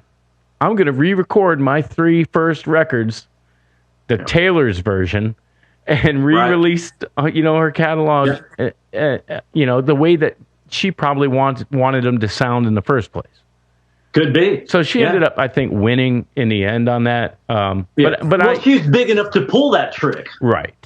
And she's big enough to pull that trick because of the money she made from that initial contract and how it's kind of cyclical. It's kind of funny I understand her frustrations with it, but at the same time, you are where you are because of the deal you made when you were 14 or 13 or whatever. Because she was writing amazing music at her age. I mean. Like her or not, personally, politically, whatever, what she was accomplishing at her age, it was phenomenal. Yeah, the Tim McGraw song was pretty amazing. When I saw her sing it at one of the award shows back when it was fun to watch award shows, and Tim McGraw was in the crowd, and she's like, visibly nervous playing it, and it was a really special moment. Now, didn't Toby Keith break her? Was it Toby Keith that just passed away? Yes. He gave her her first record contract, and he passed away. And the big hubbub online was that she didn't even say any condolences or anything online. Oh, really? Yeah. The only thing I saw, and I don't know if it was clickbait or what it was, something to do with a tribute to Toby Keith. And George Strait was involved or something, and she had said that she wanted to be a part of it, and a statement was made, "This is not about you," or something like that. And like I said, I don't know if this was just clickbait generated, just to, I don't know. I didn't delve into it. It was one of those I saw and just swipe left, kind of a thing. It's like, whatever. I mean, I definitely don't care about Nashville politics, who likes who and who doesn't. I've got more important things to worry about in my life. And so I didn't pay much attention to it, but it's interesting now that we're discussing this, that who knows if she tried to do something, reached out, and she was shunned because of, where she has gone with her career versus traditional country. Right. Quote unquote traditional country. Yeah. As she's running around in basically gymnast outfits on stage and stuff. And fog machines and all this nonsense. Well, let's take a listen to Redneck in Training, because you are a redneck in training. Did the concept of this song come together from your move from the Midwest to Georgia? It did. I'm originally from Southern Ohio. My grandmother and that lineage is all from Kentucky, so I always say I'm half Southern or half Yankee. So I have a lot of roots in music and in the Kentucky area, singer-songwriters, and some that have had some success come out of Kentucky. And but still, you move from where you grew up as a kid all your life and knowing this one area, moving somewhere totally different, rural Georgia. And when I came down here, there was nothing out here at Lake Oconee. It was really just a budding area. I used to come down here when I was a kid with my dad, and there's 3 little, bait shops. That was about it out here at the lake. Right. Dirt roads, and we'd ride 4-wheelers up and down dirt and gravel roads all over the place now where that's living. Houses are. That's living. Yeah. And so that kind of sparked it, but also it was these back porch pickings, getting together and having parties and so forth. And it was with my buddy Bobby, and it was at his house. And we had another musician was there, and he was a lawyer from Atlanta, and he was in town. He had bought a house at the lake just down the street from Bobby, and Bobby was born and raised down here in rural Georgia. And he said, "Yeah, Bobby's my mentor." He says, "I'm a redneck in training. He's teaching me how to live out here." And as soon as he said that, I was like, that's a song. And because I just started getting into the writing thing, and he said that, I wrote it down. And like I said, that entire song, if it's not a personal reference to something I have experienced, whether it's me, especially the last verse was more me, but the other verse about the people playing and picking and getting in fights. I mean, that's just all stuff that happened on these weekend parties, picking parties, kind of things with beer and whiskey and guitars on the back porch, and these stories just kind of came. Yeah, and you're on a lake too, right? Yes. Yeah. Yes. So I mean, you can't gravel roads, back porch picking, bait shops, ATVs on a lake. Yeah. That's living. Well, yeah, and when I wrote the song, it's funny because I have that artist mentality. I see everything. So when I'm writing, I don't write words. I write pictures that come through my mind. Right. I see it in video form, and I'm creating the story like a movie. I'm like, cut, reset the actors. What's he going to do now?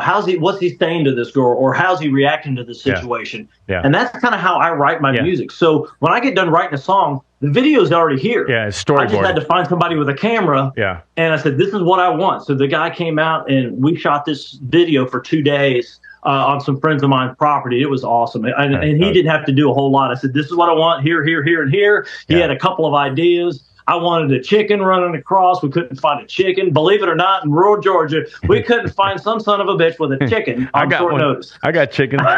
We did find a donkey. There was a donkey on the property, and it still worked out good. Nice. So that was my only hang-up. I couldn't find a chicken. That's awesome. Well, let's check out the video to Redneck in Training.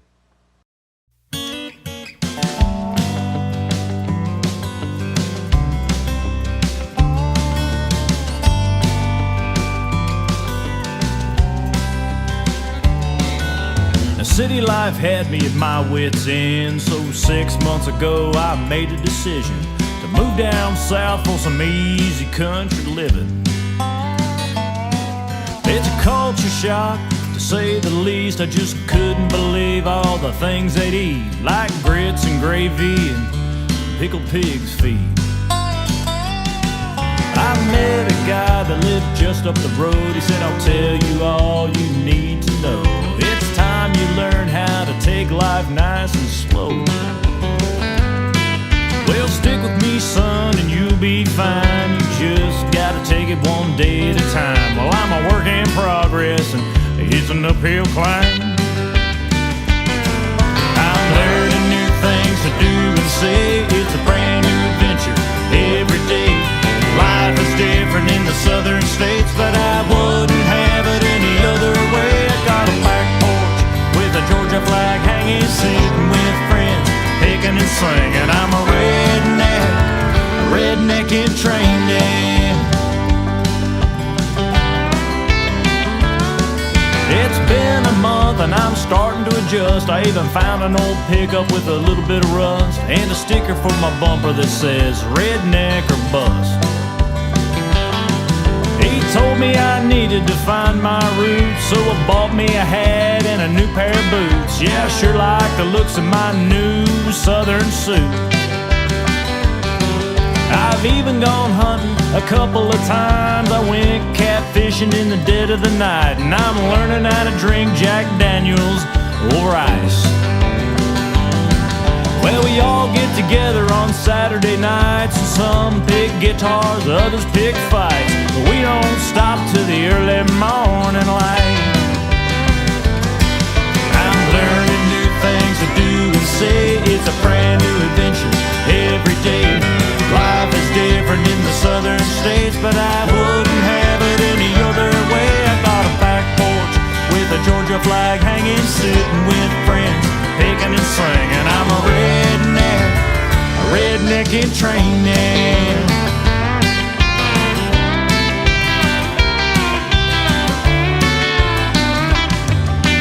Lounging on the dock in a cool night air, with a drink in my hand like I don't have a care. My feet up on a cooler and my butt in a red lawn chair. I got a hound dog laying here by my side, so get in your car and take you a ride way out in the country and let me be your guide. 'Cause I've learned some new things to do and say. It's a brand new adventure every day. Life is different in the southern states, but I wouldn't have it any other way. I got a back porch with a Georgia flag hanging, sitting kicking and singing. I'm a redneck in training. That road's been tough, but you won't hear me complaining. 'Cause I'm a redneck in training.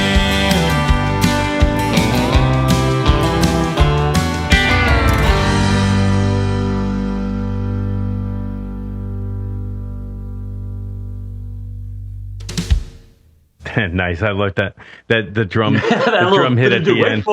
Again, that's a pro way of doing it. You know, that's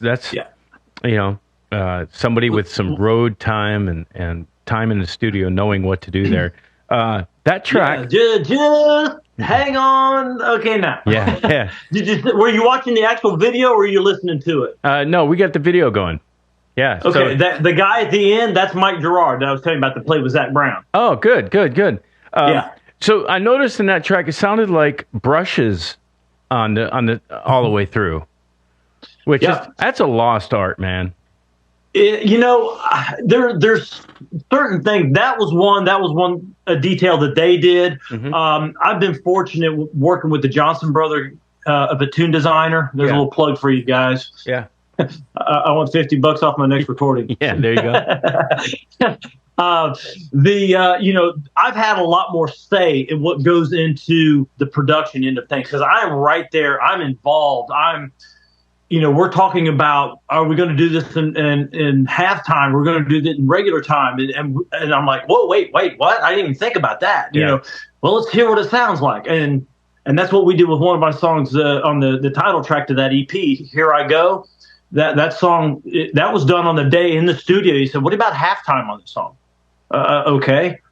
And then, so I had to figure out how to re-sing my own song the day of recording. Right. Because we changed it. And so I had to get used to that hitting on every other beat. And it was like, it was just enough to really make that song pop. And it's like, I didn't think about that. Right. And you wouldn't. Some other things that I was able to bounce off of them, or they bounce off of me. And I love that process. Being an artist, man, that just makes the biggest difference for me to be able to sit across from the guitar player, or to sit across from the drummer, or having obviously in the booth, but be able to hit the button and say, hey, George, what about brushes, for example? Yeah. Or can we give it more of this feel? Or, I had one, and we'll real quick, and then we'll come back to this song. Yeah. I wrote a Christmas song, and I said, I wanted this Caribbean country Christmas feel. And they looked at me like I had three heads. I said, trust me, it's in here. Yeah. I said, I just got to get you to see what's rattling around in this melon. Yeah. And when we got done, and I was kind of talking the drummer through those things, this is, don't overdo the drums. It's here. I don't want a whole lot of Christmas bells. I said, don't overdo it needs to be subtle. I said, steel drums. And I'm throwing out all this stuff and weird, and they're just, hey, let's try it. And when we got done, I think it's one of the best songs I've done. From a production standpoint, from a writer standpoint, it's called Warm Wishes.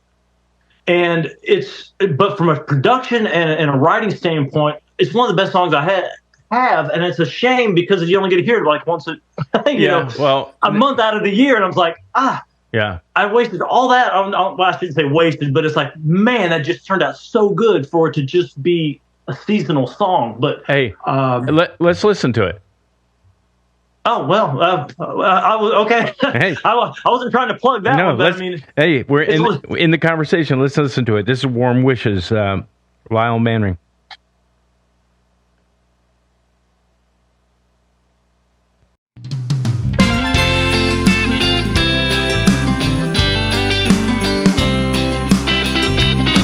There's a picture of Santa in a pair of Bermuda shorts. He's saying Merry Christmas from somewhere near the shore. A holiday card from a souvenir shop sent in the nick of time.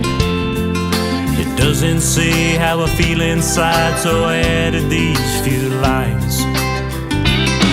I'm sending you warm wishes from way down in the Keys, North thread of snow, just a golden glow from a sunset on the beach. I wish you a Merry Christmas, wish you were here with me. I'm sending you warm wishes from Florida to Tennessee.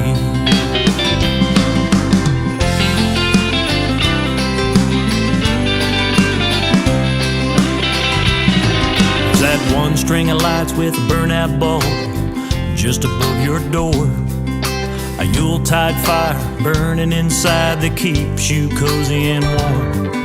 It doesn't feel like Christmas 'cause you're alone tonight, so I'm hoping these few words will somehow make it right. I'm sending you warm wishes from way down in the Keys.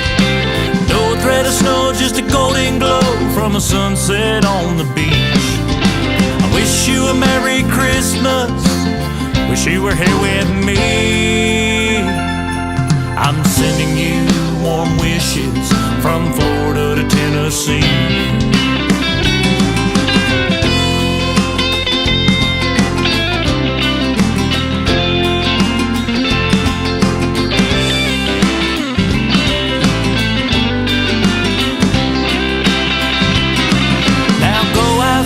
Find the brightest star way up in the sky. You might find your wish came true when you open up your eyes. A last minute flight through Atlanta, Georgia got me here in time, but to see the look on your sweet face, it was worth every dime. Now I'm bringing you warm wishes from way down in the Keys. Foot of snow and your warm glow beats Christmas at the beach.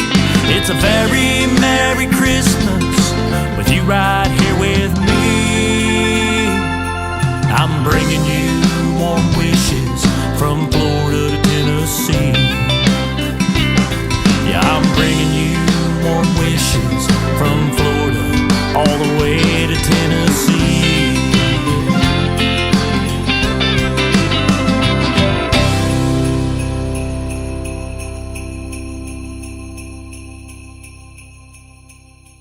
Yeah, man, that's brilliant. Isn't it cool? It was so simple, but yeah, that's a really cool song. Thank you. I was really proud when I got done. It's funny because I started to write that as a joke. Yeah, that's one of those songs that that's the only song I've written on demand, I guess you would say. Wow. I was gonna do there's a guy out of he's actually just outside of Chattanooga, and he plays my music. He has a internet radio station, and he had a call-in show, and I was talking to him, and he said, "Yeah, we got the Christmas stuff coming up. Call in and do something a cappella. Write if you have a song, send it to us." And I was talking to him, I was like, "Yeah," I said, "I don't have any Christmas." I said, "I have to write you one." He's like, "All right, well, call in." And this was like 2 weeks later. Yeah. And again, I was on the road. I was going from Florida back to Georgia. I have family down in Florida. And I was on my way back, and I was like, oh, crap, I've got that coming up. I have not written that damn song for him. And I drove past a church, and it had a LED marquee. It said, Warm Wishes. Yeah. And that's where that came from. And I was like, Warm Wishes. It's a play on the words, coming from a warmer climate to a colder climate. I said, brilliant. That's it. Yeah. And I wrote it, and he played it on the air. He hadn't even heard it. I just sent it to him over the phone, and he played it live on the air, just me and the guitar right out of the gate, and it got good response. I said, all right, next year I'm going to record that. So in October, we took it to the studio and had it ready. And that's one of those. It was a neat story and a neat, just an unexpected, pleasant surprise how that came out. And when like I said, I got to go in the studio and say, this is what I want. This is what's rattling around in my brain. Yeah. Trust me. Yeah. You know? Yeah, trust me. I said, you seem to say that a lot. Weird. Calypso, country, Christmas. You go, what? Well, I mean, are you drunk? Yeah, no. But there's the Kenny Chesney whole genre. And then there's, Zach Brown with the toes in the sand kind of a thing. Yeah. So, I just got goosebumps. Jimmy Buffett. Yeah, yeah. Rest your soul, Jimmy. Yeah, it all works, and it sounds to me like, so these are two songs now that you've talked about writing, being inspired, driving. Yeah. So you might need to be like road trip more. I need to get behind. I need to be a truck driver. Huh? Yeah. Put down the hammer and pick up the damn steering wheel. But also the second thing that I kind of notice is, there's comics. I like comedy, and I'm kind of inspired by the whole, Joe Rogan and the comedy and the podcasting and all that kind of stuff. Yeah. And I'm like listening to these guys, how they talk about how they write. There's observational comics that see something like an LED sign on a church and make a joke out of it. Yes. Whereas you're observationally noticing things at the right time, that's divine, at the right time, and going, bingo, that was it. Redneck in Training, boom, that was it. Being observationally aware of your surroundings and what's going on, and just writing what you're seeing, dude. Yeah. And then paying the money to professionally finish them. That's the key. The finish line. Because I can't get it out of here. I can't do that. I don't have that ability. Yeah. I got to find the people that can. I know what's rattling around in this silly brain of mine, and if I can find the right person that can help pull that out of me, it's such a cool experience. So if you're out there as a writer, as a musician, and you have that desire, you have an idea, and you have to be open to criticism and give your idea a chance. Talk to people about it. Let people hear it. If you have enough people, and I'm not talking about your mom and dad and your sister saying, "Oh, it's a great song." They have to say that, right? But friends. I mean, and find a good friend, because a good friend will tell you, or your significant other, your wife or your husband. They'll tell you. They'll be honest with you. Yeah. Generally, it's good. Or go out to an open mic night and see and throw it out there and see what kind of a response you get. And if you start getting that response, you go, "I've got something here." Yeah. Because sometimes you can't see the forest for the trees. You go, "Oh, this is great. Maybe it's okay."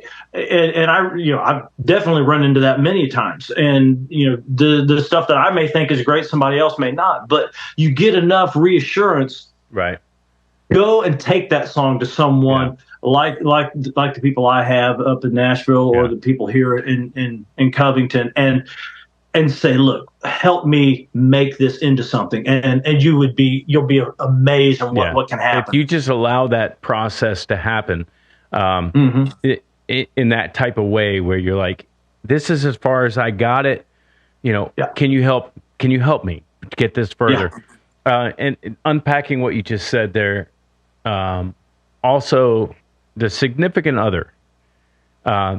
When you play something that you came up with, it's a rough draft. It's it might just be you singing into a phone, that kind of a thing. But if you play that for your significant other, and they're like, "Yeah, that's a really cool song," then you have an idea of, is that something that I'm going to be we are willing to invest in, because it's not cheap to buy studio time, buy an engineer, possibly a producer, definitely a guitar player, a drummer, a bass player. I mean, we're paying for all of these people to put their wisdom stamp on it. And their stamp on these songs. So passing the litmus test to your significant other, or you've gone to some open mics and you're like, a lot of people come up and say that's a really good song, and finding a way to professionally recording them and having them produced properly, then having them mixed and mastered, and then pressed on CD if we're doing CDs anymore. I don't know if we're doing that anymore, or if we're just streaming. I have a few of those. I did a few, just for posterity's sake. That's where we're at. They're you want them. It's a novelty now on the wall, but right. But I mean, it's not cheap, and not every idea is worth investing. I would say you got $5,000 in that song. or $5,000 in the 3 tracks, or it's not cheap. Yeah. Right. Yeah. So especially if you're buying talent. Yeah, absolutely. But I look at it this way: if there's certain times in your life you have to invest in yourself. Yeah. And I don't care if it's artistically or if it's business related. You have to go, okay, I'm worth the risk. I'm worth the investment. Right. And luckily, I do gigs and so forth. And what I make off of this stuff online is very minuscule to what I'm lucky if I break even over the year for what it costs me to re-up to go through Tune Designer through TuneCore. TuneCore to spin myself all around to all these outlets. So I look at it this way: if I come out of this game even, hey, I'm doing well. Where else can you have a hobby that you break even? If you go play poker on the weekends or you go play golf, you're losing your ass. Yeah, agreed. And so I could be hooked on drugs. You could. I figure my wife's only got a little bit of complaining as far when it comes to my music stuff. Yeah. And I am very realistic. Like right now we're getting ready to build a house. Oh, nice. I'm fortunate. I'm in the building business. I'm a general contractor, so you kind of do that. Yeah. And she puts up with that nonsense of me wanting to build every so often. Right. But right now, I would love. I mean, I have a bunch of really good stuff. Obviously, it's my opinion that really good stuff that I need to get into the studio with. Right. Now's not the right time. Right. I understand that. I'm not going to push my wife into, hey, I need to go to the studio. And I have one. It's actually a political song. And I wrote it. I've had this sitting on the shelf a while because it's one of those I keep going back and changing. I keep going back and changing. It's like I don't want anything cliche. I don't want any of these buzzwords. I want, it has to be heartfelt, and it's not. I don't want it to be too divisive because that's not what the song's about. It's about what's happening in society, the division of society, and what's happening, and trying to make sure people understand. Hey, pay attention. This is being done on purpose to divide us. Yeah. And so, I'm trying to decide how I'm going to bring this song out and when I bring it out, because now other people are doing more and more of this stuff. And it's like, okay, now is it a cliche? Yeah. Have I waited too long? Right. And my wife has said, you really should take that to the studio. And I was like, yeah, but now's not the right time. We have other expenses. We have other responsibilities. I have to be a responsible adult. Yeah. So I hold my wine glass up here. As you should. Let me put that down. Yeah. Responsible adults. Yeah. So take 2. Yeah. Hey, I mean, it comes down to, though, I mean, if you've got kind of the bullpen in Covington of players. Yeah. And I do want to talk about a couple things back on the Warm Wishes track, like production-wise, but that team sounded good too, man. Oh, they're phenomenal. So if you've got a bullpen down there ready to go, where you can just do you can do a Friday night, Saturday, come home Sunday session and knock that track out, it might be worth doing. One day, we did that one day. Yeah. So there you go. I think I did the vocals on that the same day. How did they do the steel drums? MIDI instrument? I think that was through his piano. I do believe, because we could, obviously it was kind of hard to find a steel drum player in Georgia. Yeah. You think? Yeah, we had to fake that one. Sorry, people. Hey, sorry to break the news, but we had to fake that one. There's nothing wrong with using tools to make it happen. It does not sound hokey. No. They did it because it was one of those. I was like, we got to be careful with that. We can't overdo that. I don't want to overdo sleigh bells. I don't want to overdo the steel drums, but I want just a little pop here and there. And they understood what I wanted. So I heard a couple things on that track. I heard a very nice stereo separation of the guitars. So in my right ear, I had a chanky clean guitar. And then in my left ear, I mean, pretty heavily panned, I had a lightly overdriven kind of melody type of guitar, doing licks and turnarounds and that kind of stuff. Then I heard a Hammond lightly in there, possibly about midway through also. And, yes, the sleigh bells came in at the very end, as it should be. It wasn't overly Christmas. The message was Christmas, but... it would almost work outside of... It's so close to working outside of the holidays. It would work. Who cares if it's July? Play it. Yeah. It's... I kind of... And you heard the acoustic guitar in that? I don't know that it stood out. I don't know if you've heard that or not. Yeah. I don't know. That's that old Hofner. That was that story I was telling you about the Hofner. That's the song that I brought that in on. All right, I got to listen I wrote to that song with that guitar, and I said, this has to be in the song. Yeah. This is my dad's guitar. I said, it has to be in the song. And the only change I made when they sent me back the final cut of that song, the only thing I told them, I said, there was something I had pushed down. I said, bring that guitar up. Which one was it?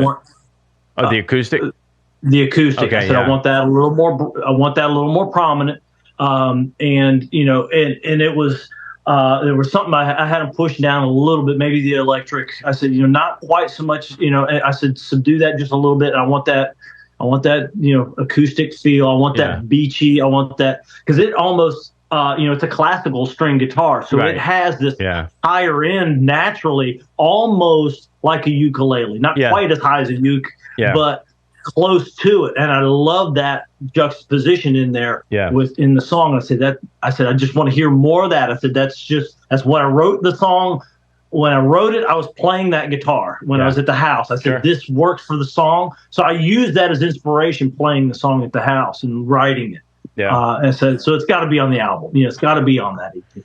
Well, I would say that Lyle, all the tracks that we played tonight have been, all pro, written. The writing is great. The recording is. You're doing the right thing. I think that you're approaching it the right way with, knocking out a batch of 1, 2, 3 tracks next time. 1, 2, 3 tracks, and then like you said.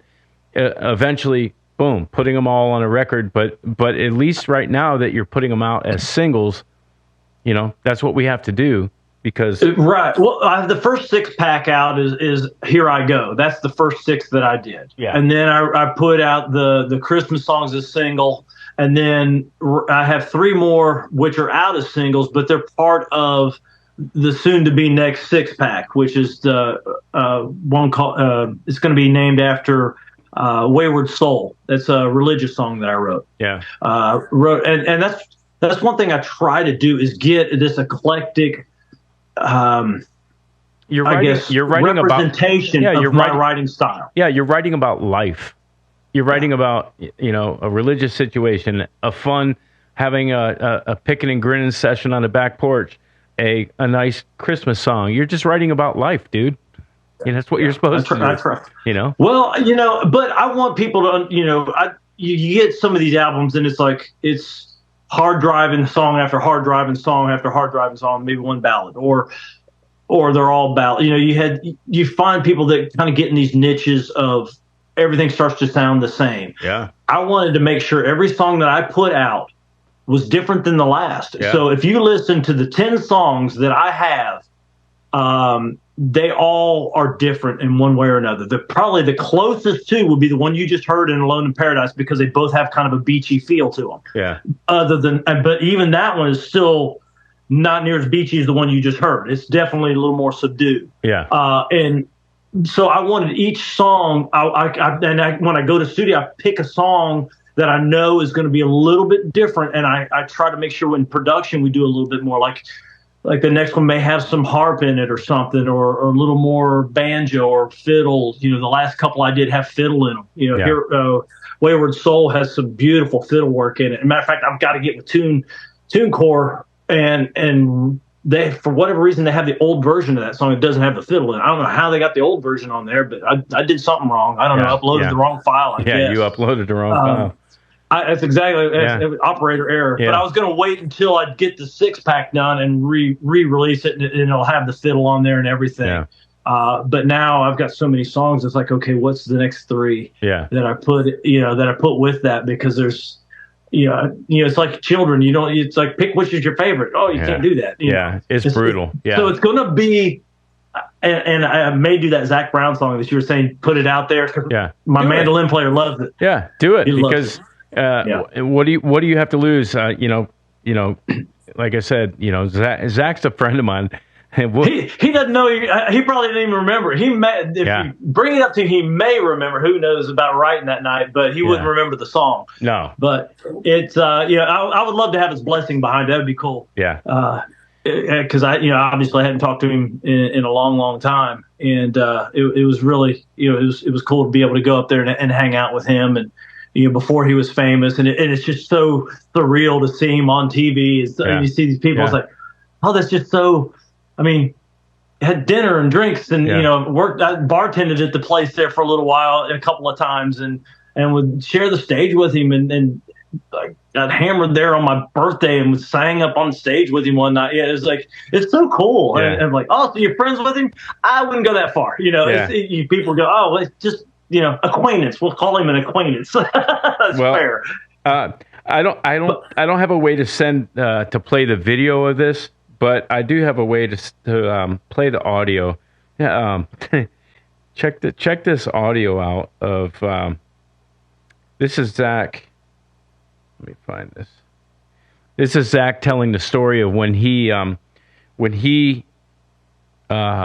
changed over from playing acoustic guitar, or even though he was playing Strats or some electric guitar stuff, but he changed over to a nylon guitar. Nylon, and I might have been involved in this. Like $200 or $300 nylons. They weren't expensive ones either. He found this one brand. I can't remember what it was. And it was an Ibanez. Here, check this out. Is that check this out. Let's see if this word comes through. Tell Zach, why are you playing nylon again? Yeah, so my guitar broke one night at Dixie, man. My pickup went out, and I was loading in, and Ray was loading out, and Ray said, well, man, I got an old Ibanez out in the car, and I was like, how much you want for it, man? He said $300. So for $300, I bought that nylon, and that's what I've been playing ever since then, because I stopped breaking strings. You don't break strings on a nylon, so there you go, Ray. I've been on nylon. Yeah, it's your fault, Ray. It's your fault, boom, boom. All right. So there you have it. That confirms it, right? Yeah. See, $300. Yeah. All right. Yeah. I may or may not have been involved in Zach Brown's transformation to playing nylon guitars. Nice. Hey, there you go. But see, it's all your fault. Yeah, yes. I mean, can I get just give me a quarter of a Grammy? Right, there you go. Just a big toe, right? I'll just take a big toe.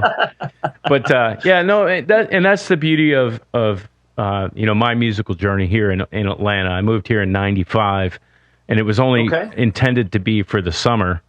And it's 2024, and I haven't left yet. Yeah. So it happens. Where are you originally from then? I would say, I was born in Florida. Lived in North Carolina, up in the mountains in Boone, North Carolina, and then I moved to Las Vegas, and I spent a couple of years out there. That was a learning experience. I got to see.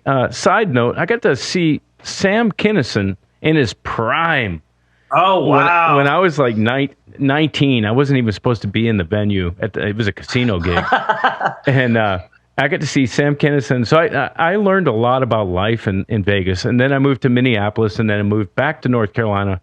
And then at that point, I was like, all right, I'm going to Atlanta. And that's you made a big circle then, basically. I made a circle and kind of been around. But, part of Florida? I've got a lot of family down there. I played a little bit in Florida last year, just hitting some of the little beach bars and open mic nights and find a few little venues to play, just small stuff. I could see you killing it on those those beach back deck type gigs. I grew up in North Lauderdale, near Margate, Fort Lauderdale, Coral Springs, kind of an area.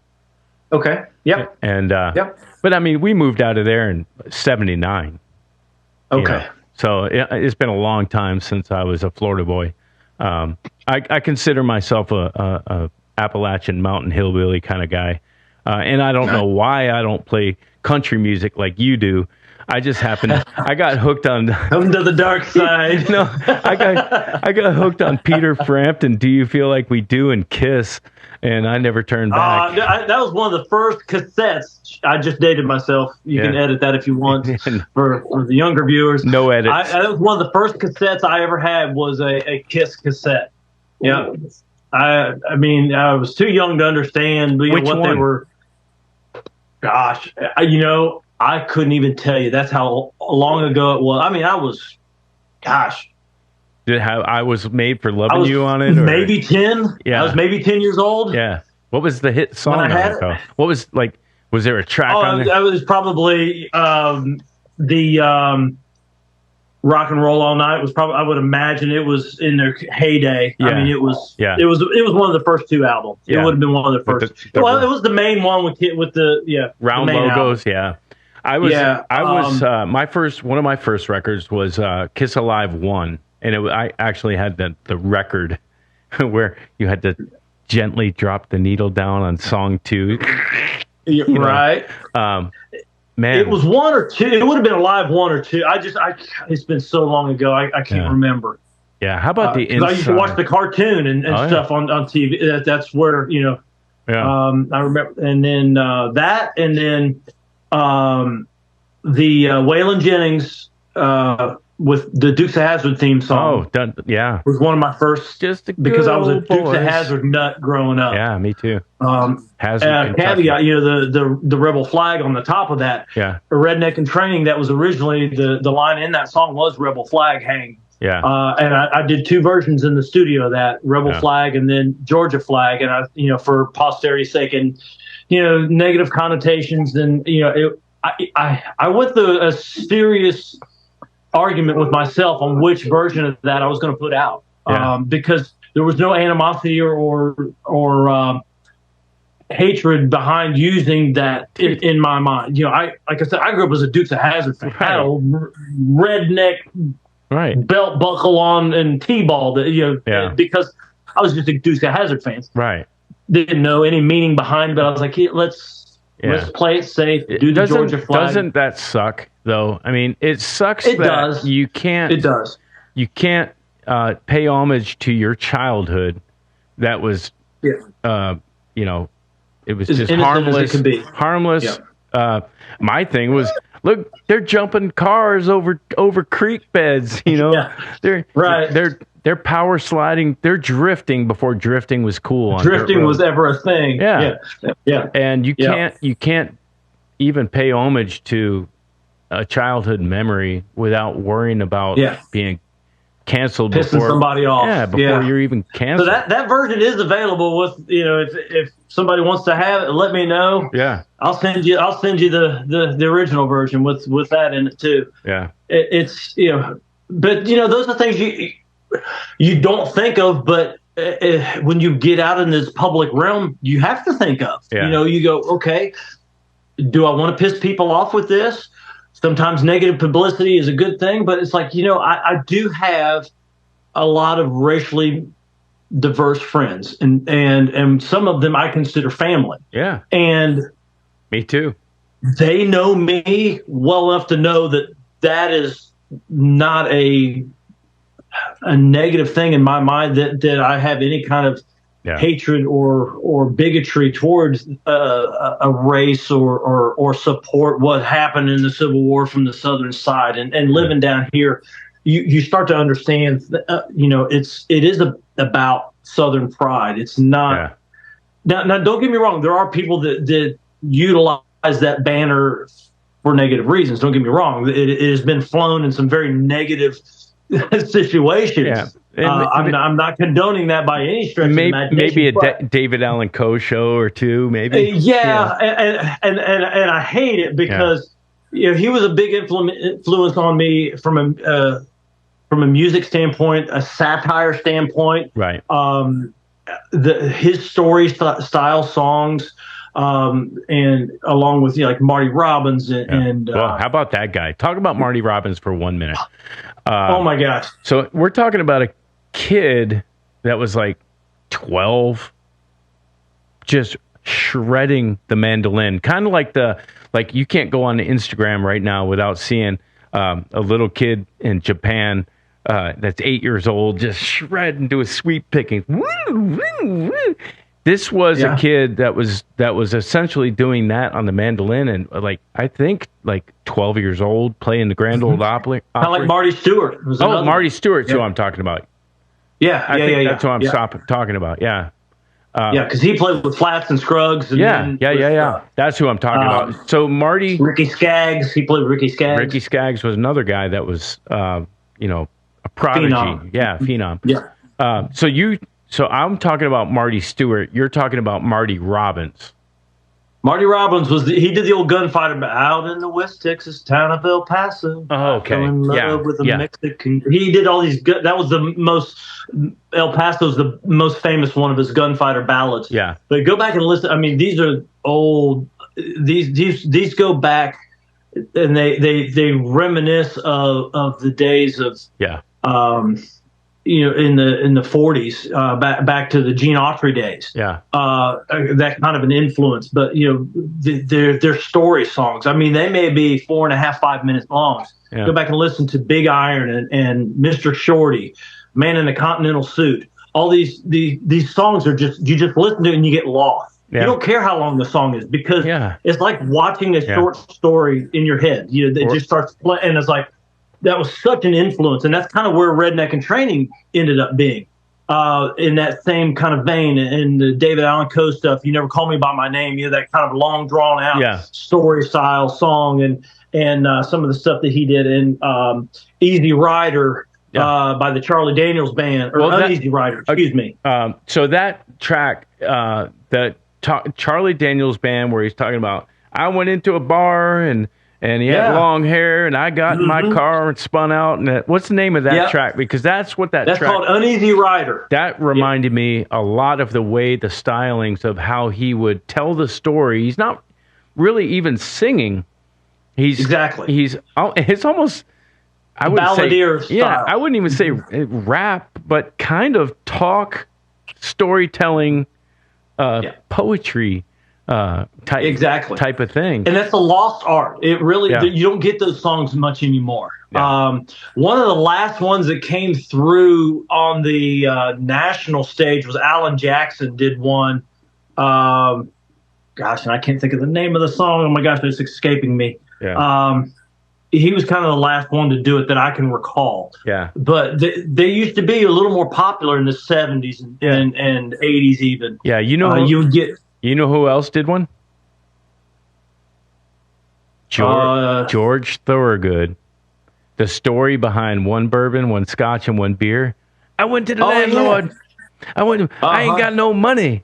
You ain't got no money. Yeah. You gotta, You got no money. Yeah. That type of style is, like you said, it's a lost art. It really is. And that harkens back to the Celtic influence from, because country music came from Ireland. And when they came over, the Irish brought two things: music and whiskey. Yep. That's why we have good whiskey in the hills, and we got good music in the hills. Yep.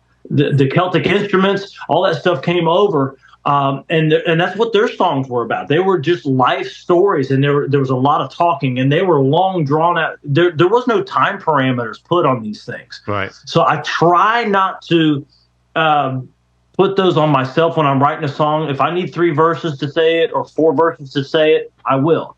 Will it ever get played on a quote unquote radio station? Yeah. No. Who cares? But I don't care. I've got to finish the story. Now, if I can finish the story and then pare it down and make it and condense it a little bit to make it a little more palatable for the masses, then I will. But if I can't, I leave it alone. Yeah. I have a song that I wrote called "Talking Up a Storm," and it's 4 minutes plus, and it's a really good ballad. And it was one of those.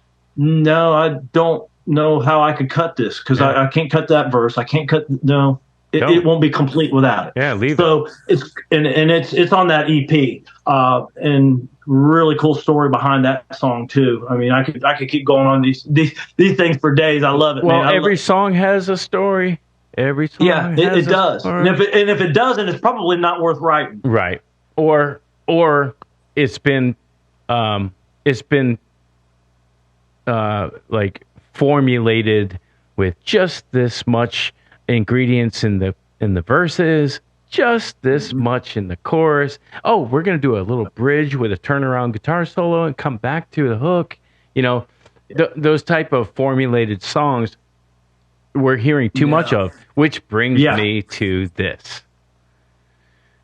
AI and I've got mixed emotions because I'll tell you why here in a second. AI and songwriting, when the Chat GPT thing came out, 8 months ago, whatever it was, I was like, what is everybody worried about? And so I typed in there, write me a rock song in the key of A minor. And it wrote not only lyrics, but a chord progression, A minor, G, F, that type of thing. Right. But the lyrics were like minor and sad. And I'm like, holy cow. So then I said, write me a rock song in the key of A major. Boom. And it came up, the lyrics were happier. The chord progression was different. And I'm like, oh, uh-oh. Uh-oh. Yeah. I'm obsolete in about 4 years, if that. But, I mean, we still need humans to play it at this point. So, I guess we have that. But, you ever see the old South Park episode where they're taking our jobs? Yeah. Talking about the aliens, and they were actual aliens from outer space, not aliens coming across the border making a play on the word aliens. Right, they're taking our jobs. Well, there you go. The damn machines are gonna be Terminator here for long. How about the Simpsons and South Park? Who knew they would have more longevity than the show Bonanza or I think for a long time, like Rawhide was the longest running show, or Bonanza was, or Hogan's Heroes. Some of those old school shows were the longest running. Now you've got cartoons that have been predicting the future for the past 20 years. I'm going to date myself. I saw the original Simpsons when they were on the Tracy Ullman show. Oh, wow. Before they were ever syndicated. Wow. Yeah, I just dated myself. Yep. Yeah. Yeah. And Max Headroom. Yeah. I turned 50 this year, so I got you by 4. I got you by 4 years, bro. Do you? Yeah. All right. Well, keep doing what we can do. That's all we can do, right? Well, we're pros at this point. I figured it out a little too late in life, unfortunately. Yeah. But I enjoy it. Obviously, I wish I would have had this bank of songs and this experience when I was 25 or 30. Who knows what I could have done with it, but I'm happy I am where I am. I feel like I have a lot to give. I call myself a young 50. Yeah, me too. As long as the lighting works right. Yeah, right. Yeah. And you put a cowboy hat on and put a cowboy hat on, put a shadow over there. Oh yeah. Hey, to be honest, 35 again, baby. to be honest though, who got best new artist of the year on the CMA this year? No clue. A nearly 40-year-old man with face tattoos. Oh gosh. Jelly Roll. Yeah. So, it doesn't really, it does matter, but it doesn't really matter if you're long in the tooth because you're long in the wisdom. Yeah. There's something to be said about that. I'm hoping that the industry can kind of come around before it's too late. That's all I can say. I feel like I have a bank of songs that people would like to hear. I have radio play across in Europe, Australia, here in the United States and Canada. I've even had some FM play a little bit with one of my religious songs called "Sure Is Hot Here in Heaven." I wrote that as kind of as a joke and didn't realize it was a religious song until a guy on a religious channel said, "That's a religious song." Right. I said, oh, okay. Now that you mentioned it, I guess it is. I wrote it as a joke. And then, so that got some airplay and did pretty well. I think it got almost either top 12 or top 10 in Cross Country magazine. So it charted. It actually did some charting. Pretty proud of that one. But it's you just I feel like a little bit of success, and even doing podcasts and radio interviews. I did one of those last week. Did a little FM, a little small town, Thompson, Georgia. Yeah. Or Thompson. So I always want to add a P to that. Thompson, Georgia. WTHO. Yeah. They had me on the air last week. That was really cool to go to an old school brick and mortar station and sit down, engineer across from you, the host right next to you, reading the commercials off of his paper in front of you, 1970s desk in the lobby. It was just, I did one of those. It was like a time capsule. It was awesome. I loved every second of it. I did one of those. And same thing. Yeah. So, and it was like just that little experience. It was worth it. It's like, so you get these little experiences. You get to talk to people like yourself, and you get to do these little interviews, whether it's a phone interview or a podcast or a live interview. It's like, okay, somebody's interested in what I'm doing. Yeah. Whether they just heard me yesterday, in your case, like my case, or they've heard me from a friend of a friend, or they sought me out on the internet, or I'm just out there beating the bushes saying, "Hey, play my song! Hey, play my song!" I just go up and tap anybody on the shoulder and quote unquote whore myself out to anybody that'll play my music on the radio. Yeah, and that's actually a damn shame, because upon I listened. You contacted us and said, "Hey, I'd love to be on, love to talk, let's do it." And I listened to the material, and I get a bunch of these, and I get all levels of professionalism, if you know what I'm saying. Oh, absolutely. And I can kind of listen to 15 seconds of no matter what genre it is and go, okay, that was properly produced and recorded, and love went into it. That was just thrown down in Logic using the microphone on a MacBook Pro. Right. Right. And my problem has been, when somebody sends me something that's not quite ready to go, I don't know how to respond. I don't know whether to respond as a producer hat, like I wear a lot of the time, or as a fellow musician, or hey, maybe work on this, maybe work on that. It's not quite there yet, or don't respond at all. No, I think struggle. I think the first is better, at least with me. And I think with most artists, we want honesty, because like I said, it's that forest for the trees mentality. You're so close to your art. At some point, you either think it's just everything sucks or everything's great. You're going to have one of those two mentalities, and they're probably both wrong, because nobody's great all the time. I mean, as a songwriter, you go, "Oh, I got this great idea." It's like, why does the song suck? Yeah. The idea was so good. Why does the song suck? How is that possible? Yeah. But it does, and you move on. Yeah. But you have to have that honesty, and you can be tactful in how you respond. You can still be honest and give them that true feedback they need, because if all they get is mom and dad and brother and sister saying, "Oh, you're wonderful," they're not going to get a true reaction. And until you have to have that criticism. I mean, I've had, people tell me, that could be, they heard Redneck In Training, and and this sticks out to me, because they were honest. They said, "It's a great song, but you don't get to the hook quick enough."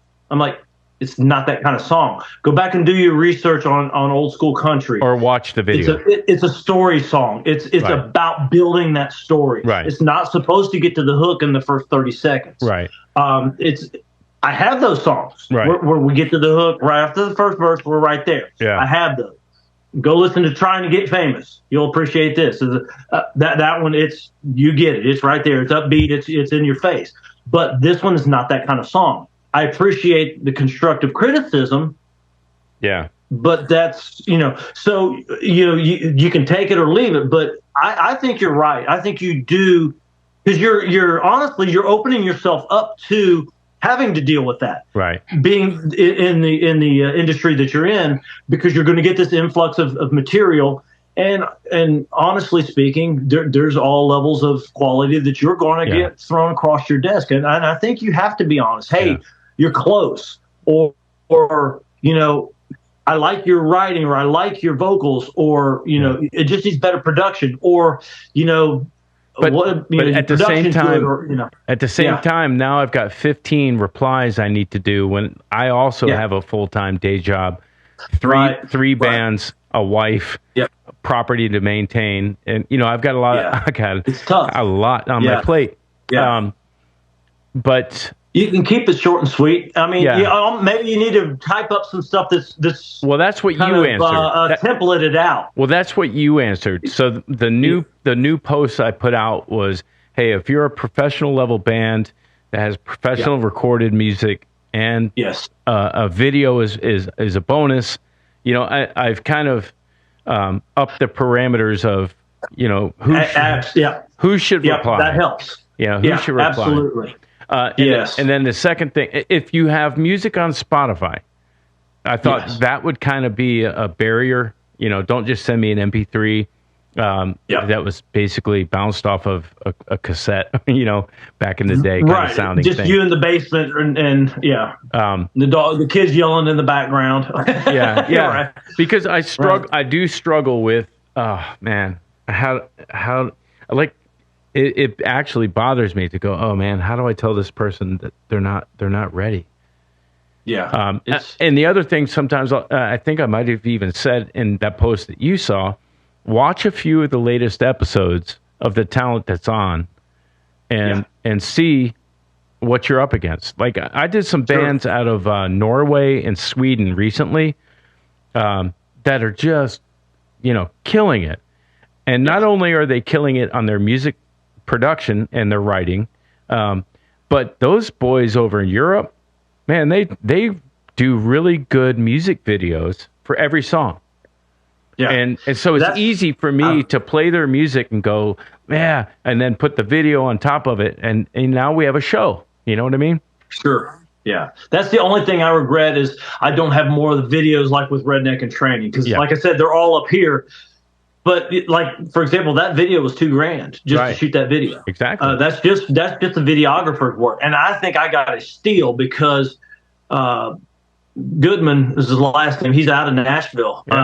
It just happened to be in Nashville. He drove down to my house and stayed with me for 2 days. We shot that, and I think I got it. He does amazing work, drone work. I mean, he was all over the place with that, and even gave me some stills and stuff that I still use. But it's still $2,000, and that's not counting, porta potty rentals and feeding the people that were showing up to pretend they were in the crowd for the band's scene and so forth. And that was a cheap video. I mean, I could have, you get into trying to hire actors or something to portray parts. Now you're getting up there. Well, I think I got off easy for, over probably said and done. It was probably closer to maybe 2,500. 2,700, something like that, after all my expenses. But that was, I would love to do more of those. Because that's what you need. So let's talk candidly. Let's talk candidly about the expense of what we're doing. Like, and I'll go first. So lay it out there. Yeah. So I'll go first, and we have a bargain basement deal with our producer, who engineers and records us, tells us that part is great for another song. Let's do this, let's do that. Helps us really form the songs into being, proper works of art. And that's no less than $2,000 a song, right? So that's the recording process, $2,000. And now we're talking about pressing CDs. I would say you're going to get 150, 200, 250 CDs for about $500. So you got 500 in that. The video, if you got a bargain basement at $1,500, $2,000, be leery about the quality of what you're going to get. Yeah. But you can expect, we'll just say that $3,500 for a video. So right now we're at $6,000 for one song. Mm-hmm. Right. Just to get it to where it'll show up on the internet and look, wow. Well, to get it to where you're happy with it as the artist that wrote the song. Right. Right. That's about what we're dealing with. And then you're going to get paid 0.0033 cents a stream, and you might get 3,000 streams, which is, congratulations, you made 33 cents. Yeah, it's. I mean, the math is just not friendly for the artist. It really isn't. It's a shame. You have to make your money on live shows or merchandise or tips, and it's just. It's a shame. You have to do it because you love it. And like I said, if I can do this and break even, I'm happy. Right. That's how I look at it. Right.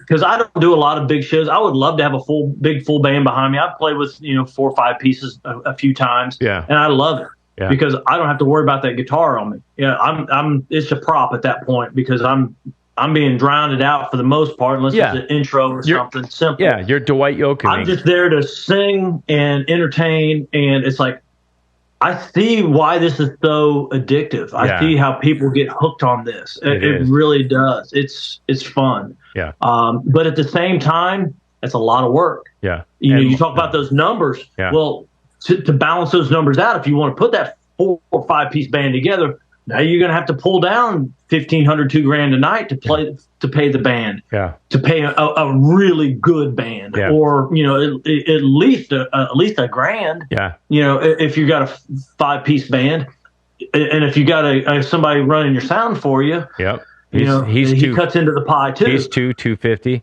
Yeah, that guy. Yeah. So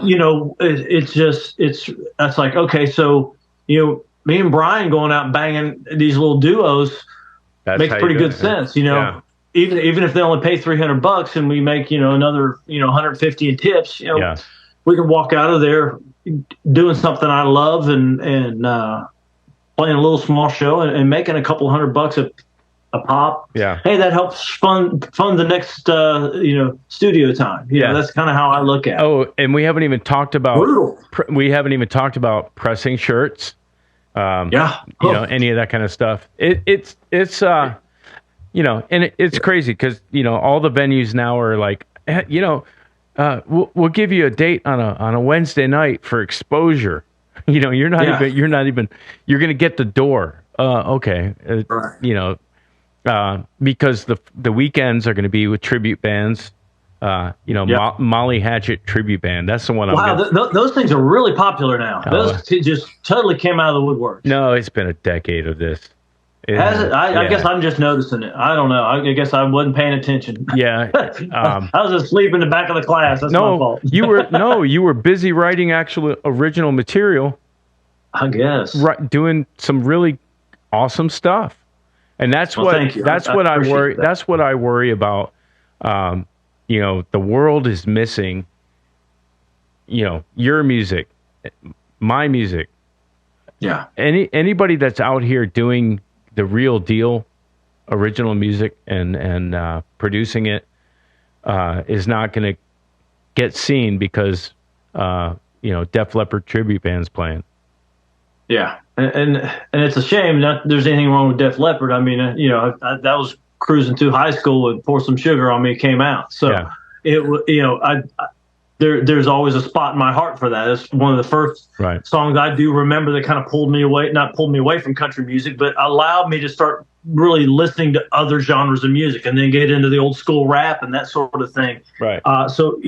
But I'm sorry if Def Leppard's still touring and they're, I don't know. Yeah. Give me 1 or 2 of their songs tonight, but some other things, I don't know. Yeah. It's tribute bands aren't my thing, but I get it. I do too. And the other thing that do it. And I always lean back on this when I harp on the tribute band thing is like, hey, listen, if there's a guitar player, a drummer, a lead singer that needs that gig because they're trying to make a living doing it, Right. That's why I have my day job, and I've got other. Because we're stubborn.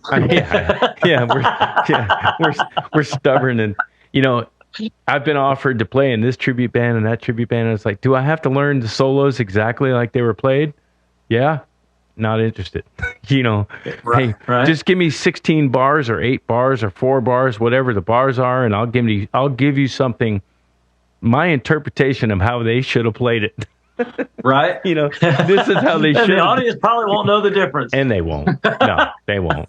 No. No, they're just going to see somebody with a guitar going, they're going to go, woo! Exactly. Wee! Show me your titties, whatever. Pop a wheelie, yeah. So I get it, but, and it's funny that, and now that I've written my own stuff, it's like, okay, I'd love to put a 4 or 5 piece band together, and guess what I would want them to do?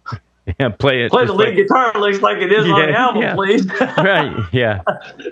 Well, and I'm going to have you over there going, but I want just 4 bars where I can do yeah. See how that went around? Yeah.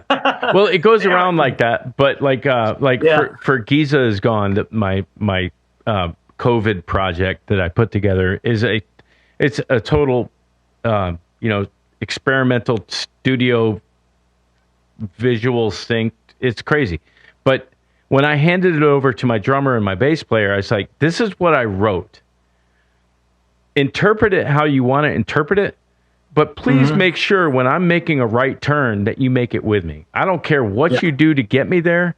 But interpret it how you want to interpret it. It's in 6/8, so please don't play in 5. Don't play in 4. Please play in 6. Just simple things. But absolute freedom to the guys to interpret it how you want to do it, and that's how you become a band. As here's the material, like you do with the guys in the studio. Here's what I got. Here's my duckling. Let's make it an eagle. Let's make it an eagle. Sure. Let's go. Yeah, because they understand music to a level that I don't. Yeah. And like I said, I'm just there as a writer and a singer, honestly. I bang out basic melodies and chord structure. And even, that at times I'm still learning that. I'm getting better over the years because I didn't start playing guitar until 2002. Right. And so, and to really, and I wasn't one of those prodigies. That's still 22 years ago. Yeah, but I'm not one of those guys that just, had a knack for it. I struggled with it, and it was a part-time thing for many years. And now that I've been around enough musicians, I'm starting to have a better understanding of music theory and how things go together. Yeah.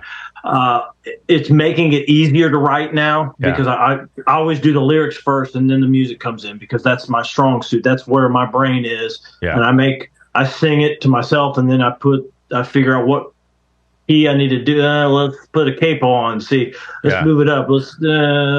There we go. I like that better. So, okay, we're going to do this in E instead of D. Right. Okay, and I take the capo off and restructure if I need to rewrite or just leave the capo on. And hey, that sounds really good capoed.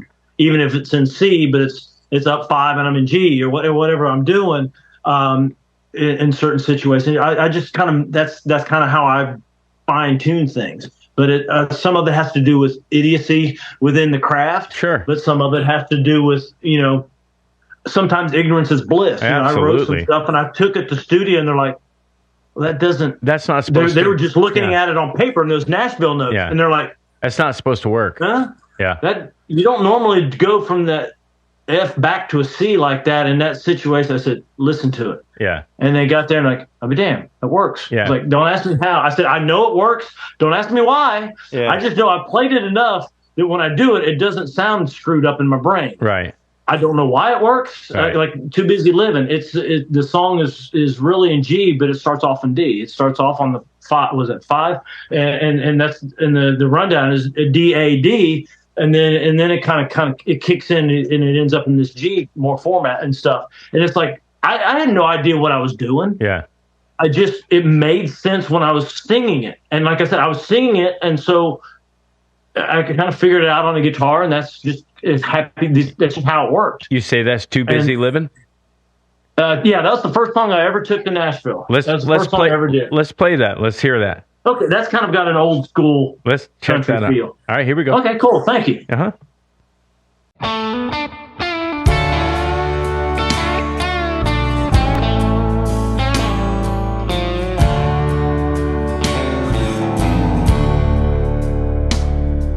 The preacher just told me, son, your life is a mess.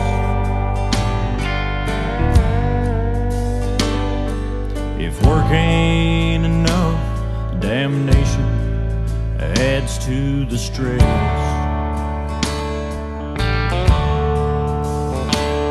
My doctor's concerned about my overall health. By smoking and drinking, I'm slowly killing myself. But I'm too busy living to worry about what's down the line.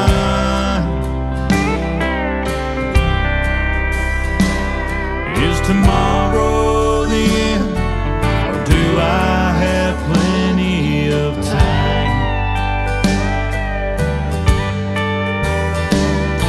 If I said it never crossed my mind, I'd be lying.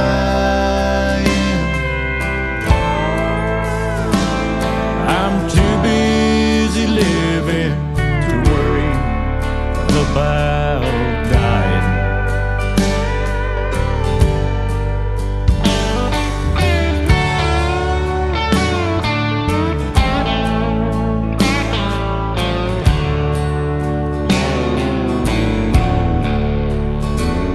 Now there's kids in the front yard and a wife that's on my back.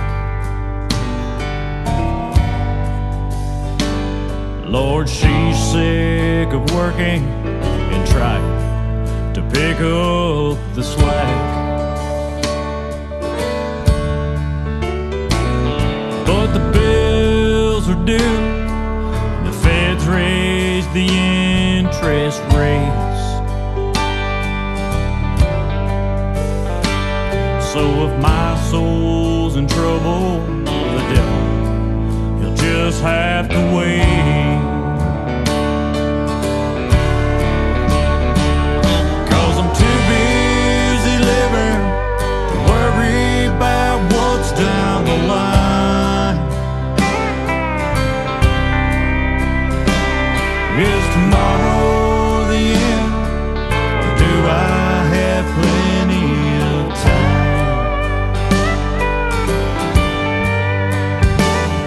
If I said it never crossed my mind, I'd be lying.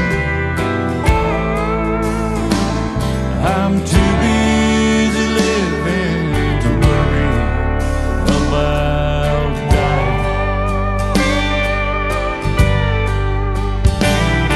If I said it never crossed my mind, I'd be lying.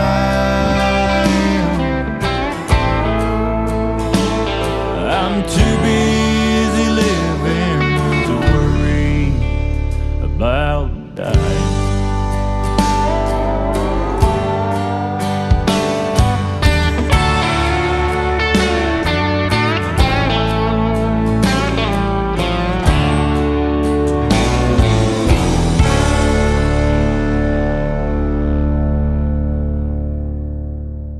Yeah, man. I think I heard that change, and it's different. It's a little bit left field, but it's what makes it not cliche. Yeah, it's that little DAD. It starts, Yeah. it's in the turnaround, and at the end as well. Yeah, And it was neat because I took that into the studio, and these are these Nashville guys. They, right. I mean, they hear everything. Sure. And he actually he's like, "That's cool." Yeah. I was like, I had no idea what I'd done. You know, he's Right. like, "That's neat. That's different." I was like, "Oh, Yeah. good, yeah. Yeah. No, like good for me." like- I don't know what I did. It just Yeah. seemed right because, like I said, I was hearing it in my mind. I was singing it, and that's what came out on the guitar. It's made sense for whatever reason, right or wrong. And don't get me wrong, I've gone to the studio and said, yeah, we had to fix this. You had something here. Sure. We flipped this. We did a little something here. We came back to the 4 on this in the progression on the turnaround or something, where you just went, 1-4-5, and they went 1-4 or did something and came back. They would explain them like they spiced it up. You don't have to explain it. You're up. You're up here. You just do the magic that you do, and that was another Brent Mason guitar work there. That was you can kind of hear his style, man. It just jumps out. It's just so raw, and drop those low notes. That I was going to ask you, down, down, down, down. Those low notes. Is he doing? Is he playing like in a drop C guitar, or is he playing just a drop D? And he's. Do you have any idea what he's playing there? I'm trying to remember, because I was a little more partitioned off from everything there. He's playing whatever that classic Telly shot primer Telly that he had. They did the Fender signature off of. Yeah. That's what it is. That's what he used on that song. Yeah. You realize how lucky you are to have had that experience? So cool. Oh, and he was neat. I mean, he would play something and go, let me do it again. I'm like, huh? Why? Why? That was amazing. What? Yeah. What? And he just bend it up, and like, it sounded just like the other one, but if you're happy, I'm happy. That's like, it sounds freaking amazing to me. The producer, if he was happy, Zach Allen was the producer. Yeah. When you're the artist and you have a guy like that, and you're like, everything sounds so amazing, you're like, all right, I'm just going to leave it up to the producer to pick the best one. I'm sorry, Buddy Hyatt was the producer. Zach Allen was the engineer. Yeah. Yeah. Oh, yeah. I mean, and it's, I went up there with Beverly, and she kind of, I would say co-produced, and kind of got me in the studio and helped me through vocals and things like that. And so, loosened me up, because that was my first one. And that's one that I ended up redoing the vocals here locally with Tune Designer. And we added the dobro later on, which really, at the beginning, that really fattened that up and really kind of solidified that old school country. I mean, that's about as old school country as you get, as far as anything that you hear nowadays. Except for your chord progression. Except for the chord progression. But hey, that's okay. You gotta. Well, that's what makes you gotta throw something weird in there. Well, you have to. Again, ingredients of a cake is flour, water, egg, oil. Right. And it's been that same ingredient for so long that why hasn't anybody put cinnamon in this? Right. You just put cinnamon in the chord progression. Yeah, and I guess the magic of it all is, I think I spilled the cinnamon in there. You did. I didn't realize it because I had no idea what I was doing. It's not like I was a Beatles moment where I was rewriting history with what I was doing, it just happened. Yeah, like I said, ignorance was bliss in that one. Happy accidents are still happy. Yeah. Yeah, absolutely. And I've had a couple of those here and there. And like I said, there's another one that I wrote that I did that with, something similar to that, but it's more in the chorus of the song. Kind of came back around to something that they weren't expecting. And once they heard it, they're like, oh yeah, that makes sense. Yeah. That's good. I like that. I'm like, okay, good. I'm glad the professionals like it, because I had no idea what I was doing. Yeah. If nothing else, I'm at least honest in my craft. Sometimes I get it right, sometimes I don't. Well, you said it actually several times tonight. Stay in your lane. I'm just banging out some songs here, the best I can do, but I'm bringing it to you guys to help me make it something proper. Yeah. Find the right people to support you, man. Yeah. You have to, whether it's your close friends, your family, your producers, your band, whatever.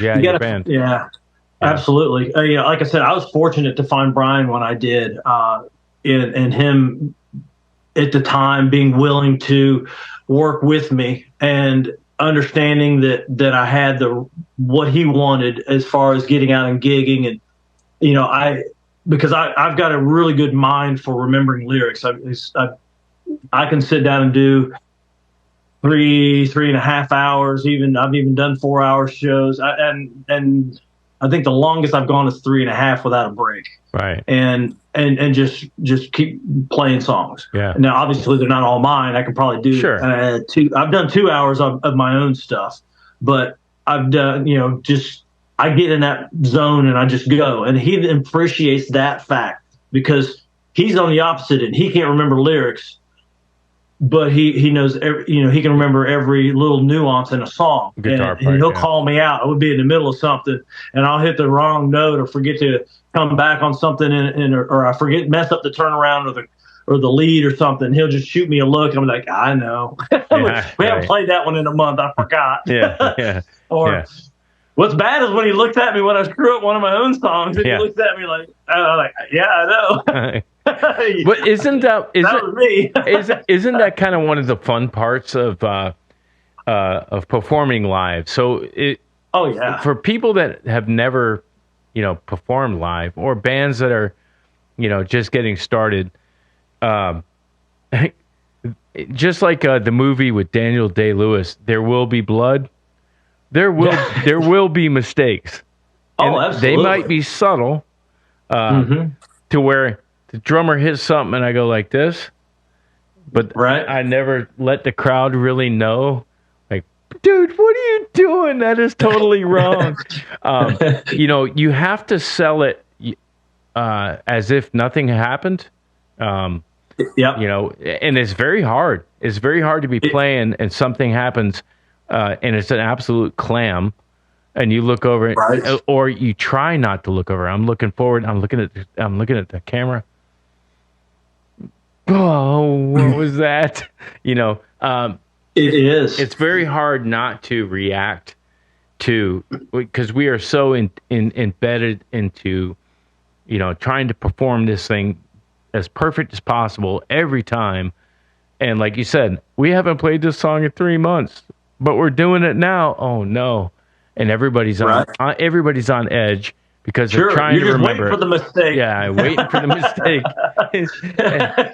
and it will come. And there it is. And you can't look at the guy that did it, and it might be you. That's the worst part. And the funny thing is, after it happens, there's almost a relief, and then the rest of the song will be smooth as hell. Yeah. Because you go, okay, we got that out of the way. Right. Now we can just play the damn song. Right. Instead of looking for who's going to screw it up first. Yeah. It was you. Or, damn, it was me this time, But wait, what was that lyric? Oh, I sang the second verse first. Yeah. Oops. Well, can I fix that? And you're going through that in your mind. Can I fix that? Can I come back around and just sing the second? Or first verse second now, or we're just going to go to the chorus and we're just going to end this damn thing early. Yeah. But just know, just know though, it makes live music so fun though. Well, it that really is live music. Yeah. That is live music. It is. That's part of, versus the karaoke where you've got the bouncing ball in front of you, and it's great to get your feet wet and get your nerves settled by learning on karaoke or doing open mic nights and stuff. But that's you really find out how hard it is when you get up there and go clunk and you plug that damn thing in and all these eyes staring at you and you go, exactly. Wait, what's the opening line to Folsom Prison Blues? Yeah. Johnny, help me out, will you? Boom, boom, boom, boom. I remember now. Yeah. And then, or worse, when you blank on one of your own songs, like I wrote the damn thing. How can I not remember? Yeah. And all that is just it's repetition and understanding it. Yeah. That mistakes happen and not to worry about it, because if you overthink it, you will mess it up. Yeah. There's a freedom to just going, you know what? Hell with it. That freedom usually comes after about 3 beers or 2 bourbons. Right, it does. You're like, or but don't have the third one, because then you forget lyrics. Yeah. or this. So for me, depending on the gig, like if I'm performing at a ticketed event where we're responsible for bringing 150, 200, 250 people in there, and And so I've been all week just like, you got to come out, you got to come out, you got to come out, trying to. Yeah. So now we've gone from, songwriters to recording artists to video makers to T-shirt makers to promotion management. Alex Cooley Promotions presents. And right. And now I'm worried about if we have enough butts in the seats to get another gig next year. Sure. Yeah. Are we going to get the call back? Yeah. And then you go up there and you're thinking about, hey man, I reserved table 7 for so and so. I hope they got their seats okay, because I was in the green room getting dressed and getting ready. Yeah. It's just so much that goes on that once you actually start playing, if you can settle into your band environment and just look at your drummer like, yeah, he's got this. The bass player, yeah, he's got. And I don't have to worry about anybody but me. Then you can play your show, and I always try to play a 90-minute show or a 60-minute show with no mistakes. Zero. Right. 0 mistakes are allowed, and if I have 3, I'm pissed off at myself. I'm like, damn. Sure. I screwed up, man. But that's and maybe 3 people caught one of those. Nobody caught them. And my people didn't take any of them. Yeah, my bandmates may have noticed I played something different, but still wasn't wrong. What I played was still okay, but it wasn't the solo I played on the record. Right. Because I was thinking about fishing when I went into the solo. Yeah, because your brain wandered off to left field. Oh yeah, squirrel. Yeah, squirrel, exactly. Look, shiny stuff in the corner. Ooh. I think as musicians, I think we are all squirrel brain mentalities. Absolutely. And that's the only way that we can grind out creative stuff and do all the other stuff, at a level that's like, wow, that's cool. That's cool. I have caught myself in small venues listening to the conversation of somebody off stage while I'm singing. Now you tell me how your brain can pull that off. Yeah. Yeah. I'm like, I swear I just heard my name. Yeah, right. and I start listening to the conversations. And then, oh crap, what's the second verse? It's like, hello, McFly. Hey, somebody said funny. Somebody said chicken Alfredo over there, huh? Yeah, it's like, I haven't eaten since lunch and it's 7:30. Damn. That's very true. Good thing I sing loud because otherwise they'd hear my stomach growling. Yeah, it's like, right. Yeah. But the contrast of the gig that I was just talking about, that's a ticketed event. You're worried about making sure people are in the seats, blah blah blah blah blah, versus a honky tonk rock and roll bar. I'm not required to make sure that there's 100 people here. Then I can let loose and just go. And I had a show with a band, my other band called Sweet Soul Sister, at one of those type venues, and I was so loose. I was playing solos, improvisational solos, that I'm watching the film after, because I film everything. I was watching the film after, and I was like, wait, what? What was that? Who was that guy? Yeah, who was that guy? And so there's a looseness to not having to worry about that it enhances creativity, and I don't care. I don't care. I'm with my boys and girls on stage. Let's go. Right.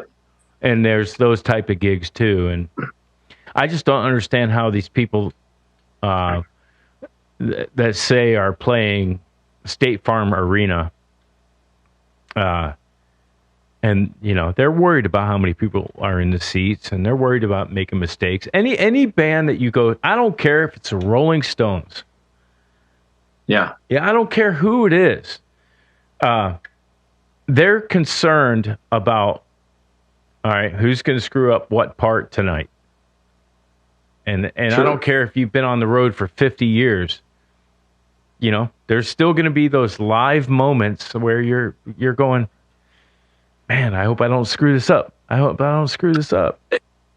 It happens. You're human. You're going to make mistakes. I've had a gig where, for whatever reason, I had a song, and it's funny how those silly little things like that stick in your mind. I could not hit a B minor to save my life, Right. and it was in the song. You know, it was either every verse or every chorus. I was like, and the first time I went there, you know, Brian looked at me like, "What the hell was that?" I was like, "It wasn't a B minor. That's all I know." You know, and I'm going. He's like, "It's a B minor." I was like, "I know. My fingers won't do what they're supposed to. I don't know I know what it's supposed to be, but they're just over here and left. You know, they're on a nap. They're taking a nap. I don't know." Give me another beat, and we get around to that same point in the song, and then it's in your head, and you go, "Oh, here it comes again." Yeah.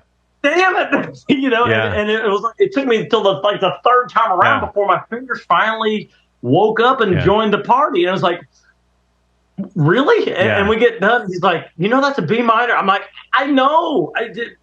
They just tell this guy, you know, tell my left hand. It's his fault. Yeah.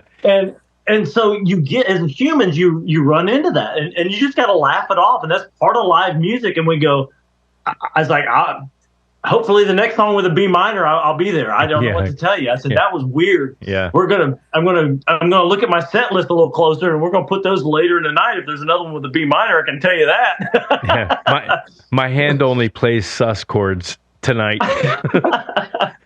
Sorry. But that's just a weird thing. It was just like, what the heck? I just had chord amnesia for whatever reason, and it happens. And that's the beauty and the sickness of live music. It really is. And you got to learn to laugh it off. You got to learn to enjoy the stupidity of it all. Yeah. Because it is. You know, the fun part of it is, you know, you're on stage and you have to, everybody has to try to non-react to, you know, playing a B minor sus chord instead of the proper B minor. But the fun part is having beers in the green room afterwards and going, dude, what was that part? What was, what were you playing? Please don't play that again, because it didn't work. Or vice versa. Right. Dude, in the bridge of so-and-so, you were supposed to do this, but you went somewhere else, and that was like really cool. We need to make a note and watch the film and see what the heck you did there, because that was really cool. And that's how you do that again. Yeah, that's how you develop your live show also. Like, oh man, that was some magic. Yeah, absolutely. You know? Yeah. It's an ongoing process. It is. Good, bad, or indifferent. It definitely is. Yeah. So we've talked about writing the song, recording this. We talked about trademarking your song or band name, writing the songs, recording the songs, shooting the videos, feeding the crew, to booking the gigs. We haven't talked about booking shows. That's a pain in the ass. Yes, tell me about it. Then, performing the shows, talking about the shows and laughing it up, and then loading out and forgetting, 6 different cables that you absolutely need, a couple of foot pedals, any of that kind of stuff. The last minute idiot check walk through the venue, and then tipping your bartenders and your wait staff, and most importantly, your sound guy. Yeah. Yeah, you got to take care of the people around you, and it depends on and obviously the bigger the show, the more you have to consider. Like you said, forgetting stuff. Luckily, when it's just Brian and I, there ain't a whole lot of stuff to forget. It's a pretty small roll-off kit that I put together for the two of us, but we get a really good sound out of it, and we're fortunate that that's the easy peasy. But yeah, you get into 5 pieces, and you got sound guys, and you got lights, and I got TVs. Do you? Yeah, I got TVs and video and nice smoke and fog and geysers, and it's ridiculous. Yeah. You could roll in town with an 18-wheeler, do you? No, I mean, it's a good 6x12. Nice. You know? That's nice. But, no, that's cool, though. But it's getting to the point where I'm like, man, is it worth it? I'm having more fun talking to Lyle in the studio without moving one piece of gear. You know what I mean? You just got to worry about a slider up and down or mute button. Yeah, I just got to make sure to mute you during the song so that you don't talk over your own song. That's right. You'll catch me singing over top of it, harmonizing with myself. Huh? Yeah. It was funny because I caught you on Redneck In Training. I had to come back to this because, I mean, did you have the video when this airs? Will it be the video playing? Yes. Okay, because it's a shame because people will miss this. The moment I was talking about drinking whiskey, you tipped up your glass and took a swig. I mean, it couldn't have been more on point. It was hilarious, and I'm going, and I'm trying to talk to you, and obviously you couldn't hear. I was like, that was so cool. I don't know if you realized what just happened. That was awesome. That was actually a hidden moment that won't be seen, but it won't be seen. But I saw it. It was that I'll remember that more than anything, probably just because it was so off the wall. Well, dude, I will remember this podcast as our first country artist, and B, your shit is really good. Thank you, sir. And C, your shit is really good. I mean, Brent Mason, you got Brent Mason. All this stuff is recorded so professionally. Warm Wishes, Too Busy Livin', Redneck In Training, I'm Only Sad When I'm Sober. All of these. I'm actually going to play this podcast to my guys at work. One of which is a big country fan, and he listens to old school. He listens to all of it, but I get in his truck to go to lunch, and he's got George Strait on. I'm like, damn, really? Okay. So he knows country music, and I'm gonna say, dude, what do you think of this guy? And a lot of times when people send me, the people that are sending requests to be on the show. I'll be at work and I'm like, guys, there's 3 or 4 guys in the room. I'm like, hey, this guy's want to be on the show. What do you think? And I'll just play it on my phone, and they're like, you give the old Roman thumbs up or thumbs down from the you're gonna live. You're gonna live or you're gonna die by those guys.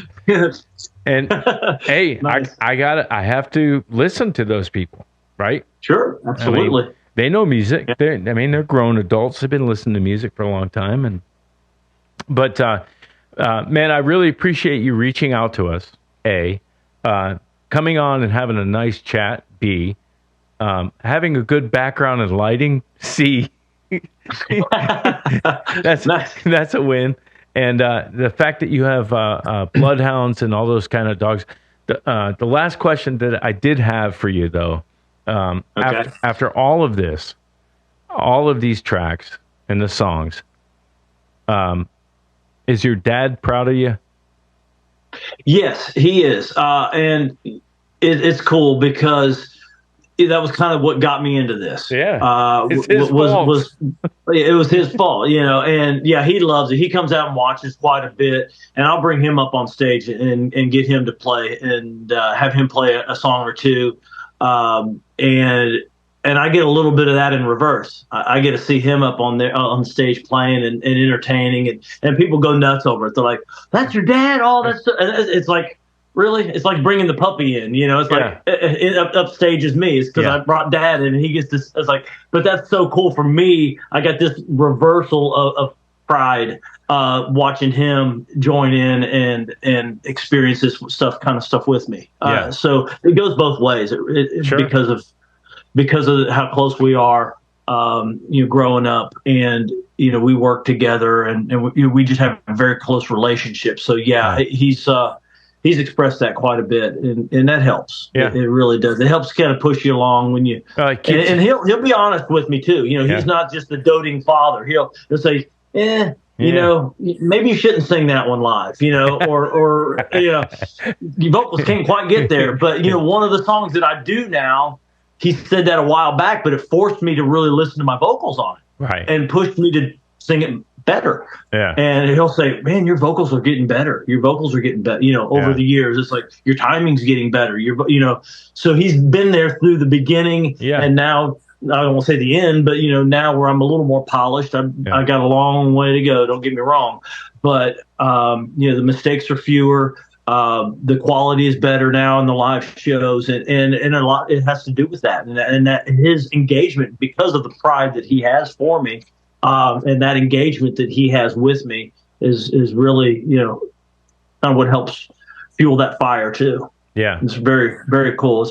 Well, that's really cool. That's really cool because the reason I asked that is because the whole reason I do this is my dad was a musician as well, and he played that Hammond organ that's sitting right there, and he died when I was 7 years old. So my whole musical journey has been like chasing a ghost. Hey, I wonder if Dad would have liked this. Would he have been proud of this? Would he have been? Yeah. Dad would be freaking out if he saw everything that I got going on right now with podcasting and 3 different bands, and he'd be like, man, hey, can I sit in this gig? Did he play the same kind of music, or what did he? He would have played anything he would have played anything I wrote and said, hey, have you ever thought about going to the flatted 6 on this part? One of those guys, because he was classically trained, and I'm just an idiot with an ear. I have no idea what I'm doing. I just know I'm in the key of D or B minor or C sharp minor. I have no idea what I'm doing. I just do it. And that's what he gave me. He gave me the ability to just do it. But my whole career has always been, hey, would Dad have been proud of this? Nah, he would have said. Well, here's the dads. Yeah. Yeah, here's cheers. Dads. Cheers. Thank you. Absolutely. Absolutely, man. But Lyle, I do appreciate you reaching out to us, and you're one of the good ones to say, hey, man. That's why I said, hey, what about tomorrow? Let's do it tomorrow. I'm glad we did. This has been awesome. Yeah. And hey, I appreciate everything you're doing. Us independent artists, as you know, we need all the help we can get, and these kind of platforms are just amazing. That even if it reaches, I don't know how many followers you get, but I don't care if it's 2 people, and one of them says, "Hey, I like this guy," and they start listening. Then I've accomplished something. Yeah, well, then it's worth doing. I appreciate that. If I get one person, then even if it's just you, well, it is me. Even if all your people that are listening, even if there's 10,000 of them and none of them like me, if you like me, hey, that's one more than I had yesterday. Yeah, you might have converted me. That's how I look at it. You might have converted me to a country artist. There's some good stuff. I can wean you on it. It doesn't have to be. I'm not going to throw Furlan Husky at you, but we can get you some Eric Church starting out and wean you. Eric Church Eric Church has actually went to App State in Boone. He came out of my small town, but to be honest though, Lyle, I think I prefer the old school, your old school style, clean, straight country to the newer stuff, which I consider basically the Eagles in the 70s, or, actually even Leonard Skinner. I mean, Leonard Skinner now would be considered a country artist. Nitty Gritty Dirt Band. Yeah, oh yeah, all of that. Yeah. Anything Southern rock would be considered country. But what you're doing is authentic. Old school, great country music, man. Thank you. That's all I try to do. I appreciate the honesty there. Because I do work hard at my craft. I'm very hard on myself. And I just I enjoy it though, and if I can put it out there and find other people that enjoy it, then I've accomplished something. Yeah, that's all I can ask for as an artist. Yeah. And we get done here, we need to talk a little bit, maybe exchange some info, some other info and stuff too. I'll send you a little care package, maybe find out your T-shirt size. I'll send you a Redneck In Training shirt or something. And I'll wear it. Get you some swag. I'll wear it on the show here. I want you to come visit. Let's wrap. You're not that far away. No, let's wrap the show up and then let's talk off the air for a second. Perfect. So, Lyle Manring on Spotify, on YouTube. Go check this stuff out because it's as good as it gets, and I'm a fan. Thank you. All right, brother. We'll catch you on the next one. Guys. All right. See you. Bye.